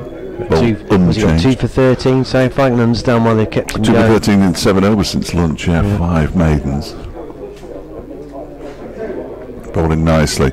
He's in again and bowls. That one is very much a leading edge. Oh, what a stop by Anuj Dahl. Had no right to stop that, and his teammates converge on him. He stopped that with his wrong hand, didn't he? He did. He stopped it with goalkeeping style, right hand diving to his left, as they do that, don't they, these days, and punch the ball, push the ball over the bar. That was terrific work from Anuj Dahl. He was a magnificent fielder. Very good batsman, fine bowler. I bet he's good at golf, football, tennis. Yeah, be good at everything. PCA vice chair. Left alone, this next delivery from Aitchison outside the off stump to go through to the keeper. Brooke Guest appeared in front of the DCMS committee in the winter. Astonishing human being. Derbyshire very fortunate to have him. He hasn't always been cherished by coaches at Derbyshire for whatever reason. Never quite worked it out. Aitchison bowls. That's turned it down towards fine leg by Haynes. Off his pads, presumably, judging by the oohs and ahs. And Connors does the fielding down at long leg. Huge fly, almost flew straight into my mouth then. They decided against it. 72 for 1, wisely. Haynes moves on to 8. There's the billowing of the... I'm going to have to look up what that film was called, the short at the start of The Meaning of Life. People will know out there. Meaning is actually 42. Next delivery is defended by Barnard. Out into the offside, and there is no run. Getting a bit darker here. It is, Light's isn't it? definitely it is. dimmed. The clouds now kind of a bluey grey underbelly to them. There's no blue sky visible above New Road at all. It's a bit lighter towards the cathedral, just behind it. We don't want them off for bad light, do we? Ben Aitchison's lost his run. The short film at the start is called The Crimson Permanent Assurance. That's what it's called. Sounds like a fake insurance firm, doesn't it? Yes, yeah. The whole building just sails away. The sun's out now. This one is edged to slip and caught. And Harry Kane takes a catch low down, and Ben Aitchison's got another. Ed Barnard this time goes for 7, and Worcestershire are 72 for 5 now. Derbyshire closing in on victory. They need another 217 to win the home side. Derbyshire need 5 wickets. Well, that's the reason Ben Aitchison has been kept on.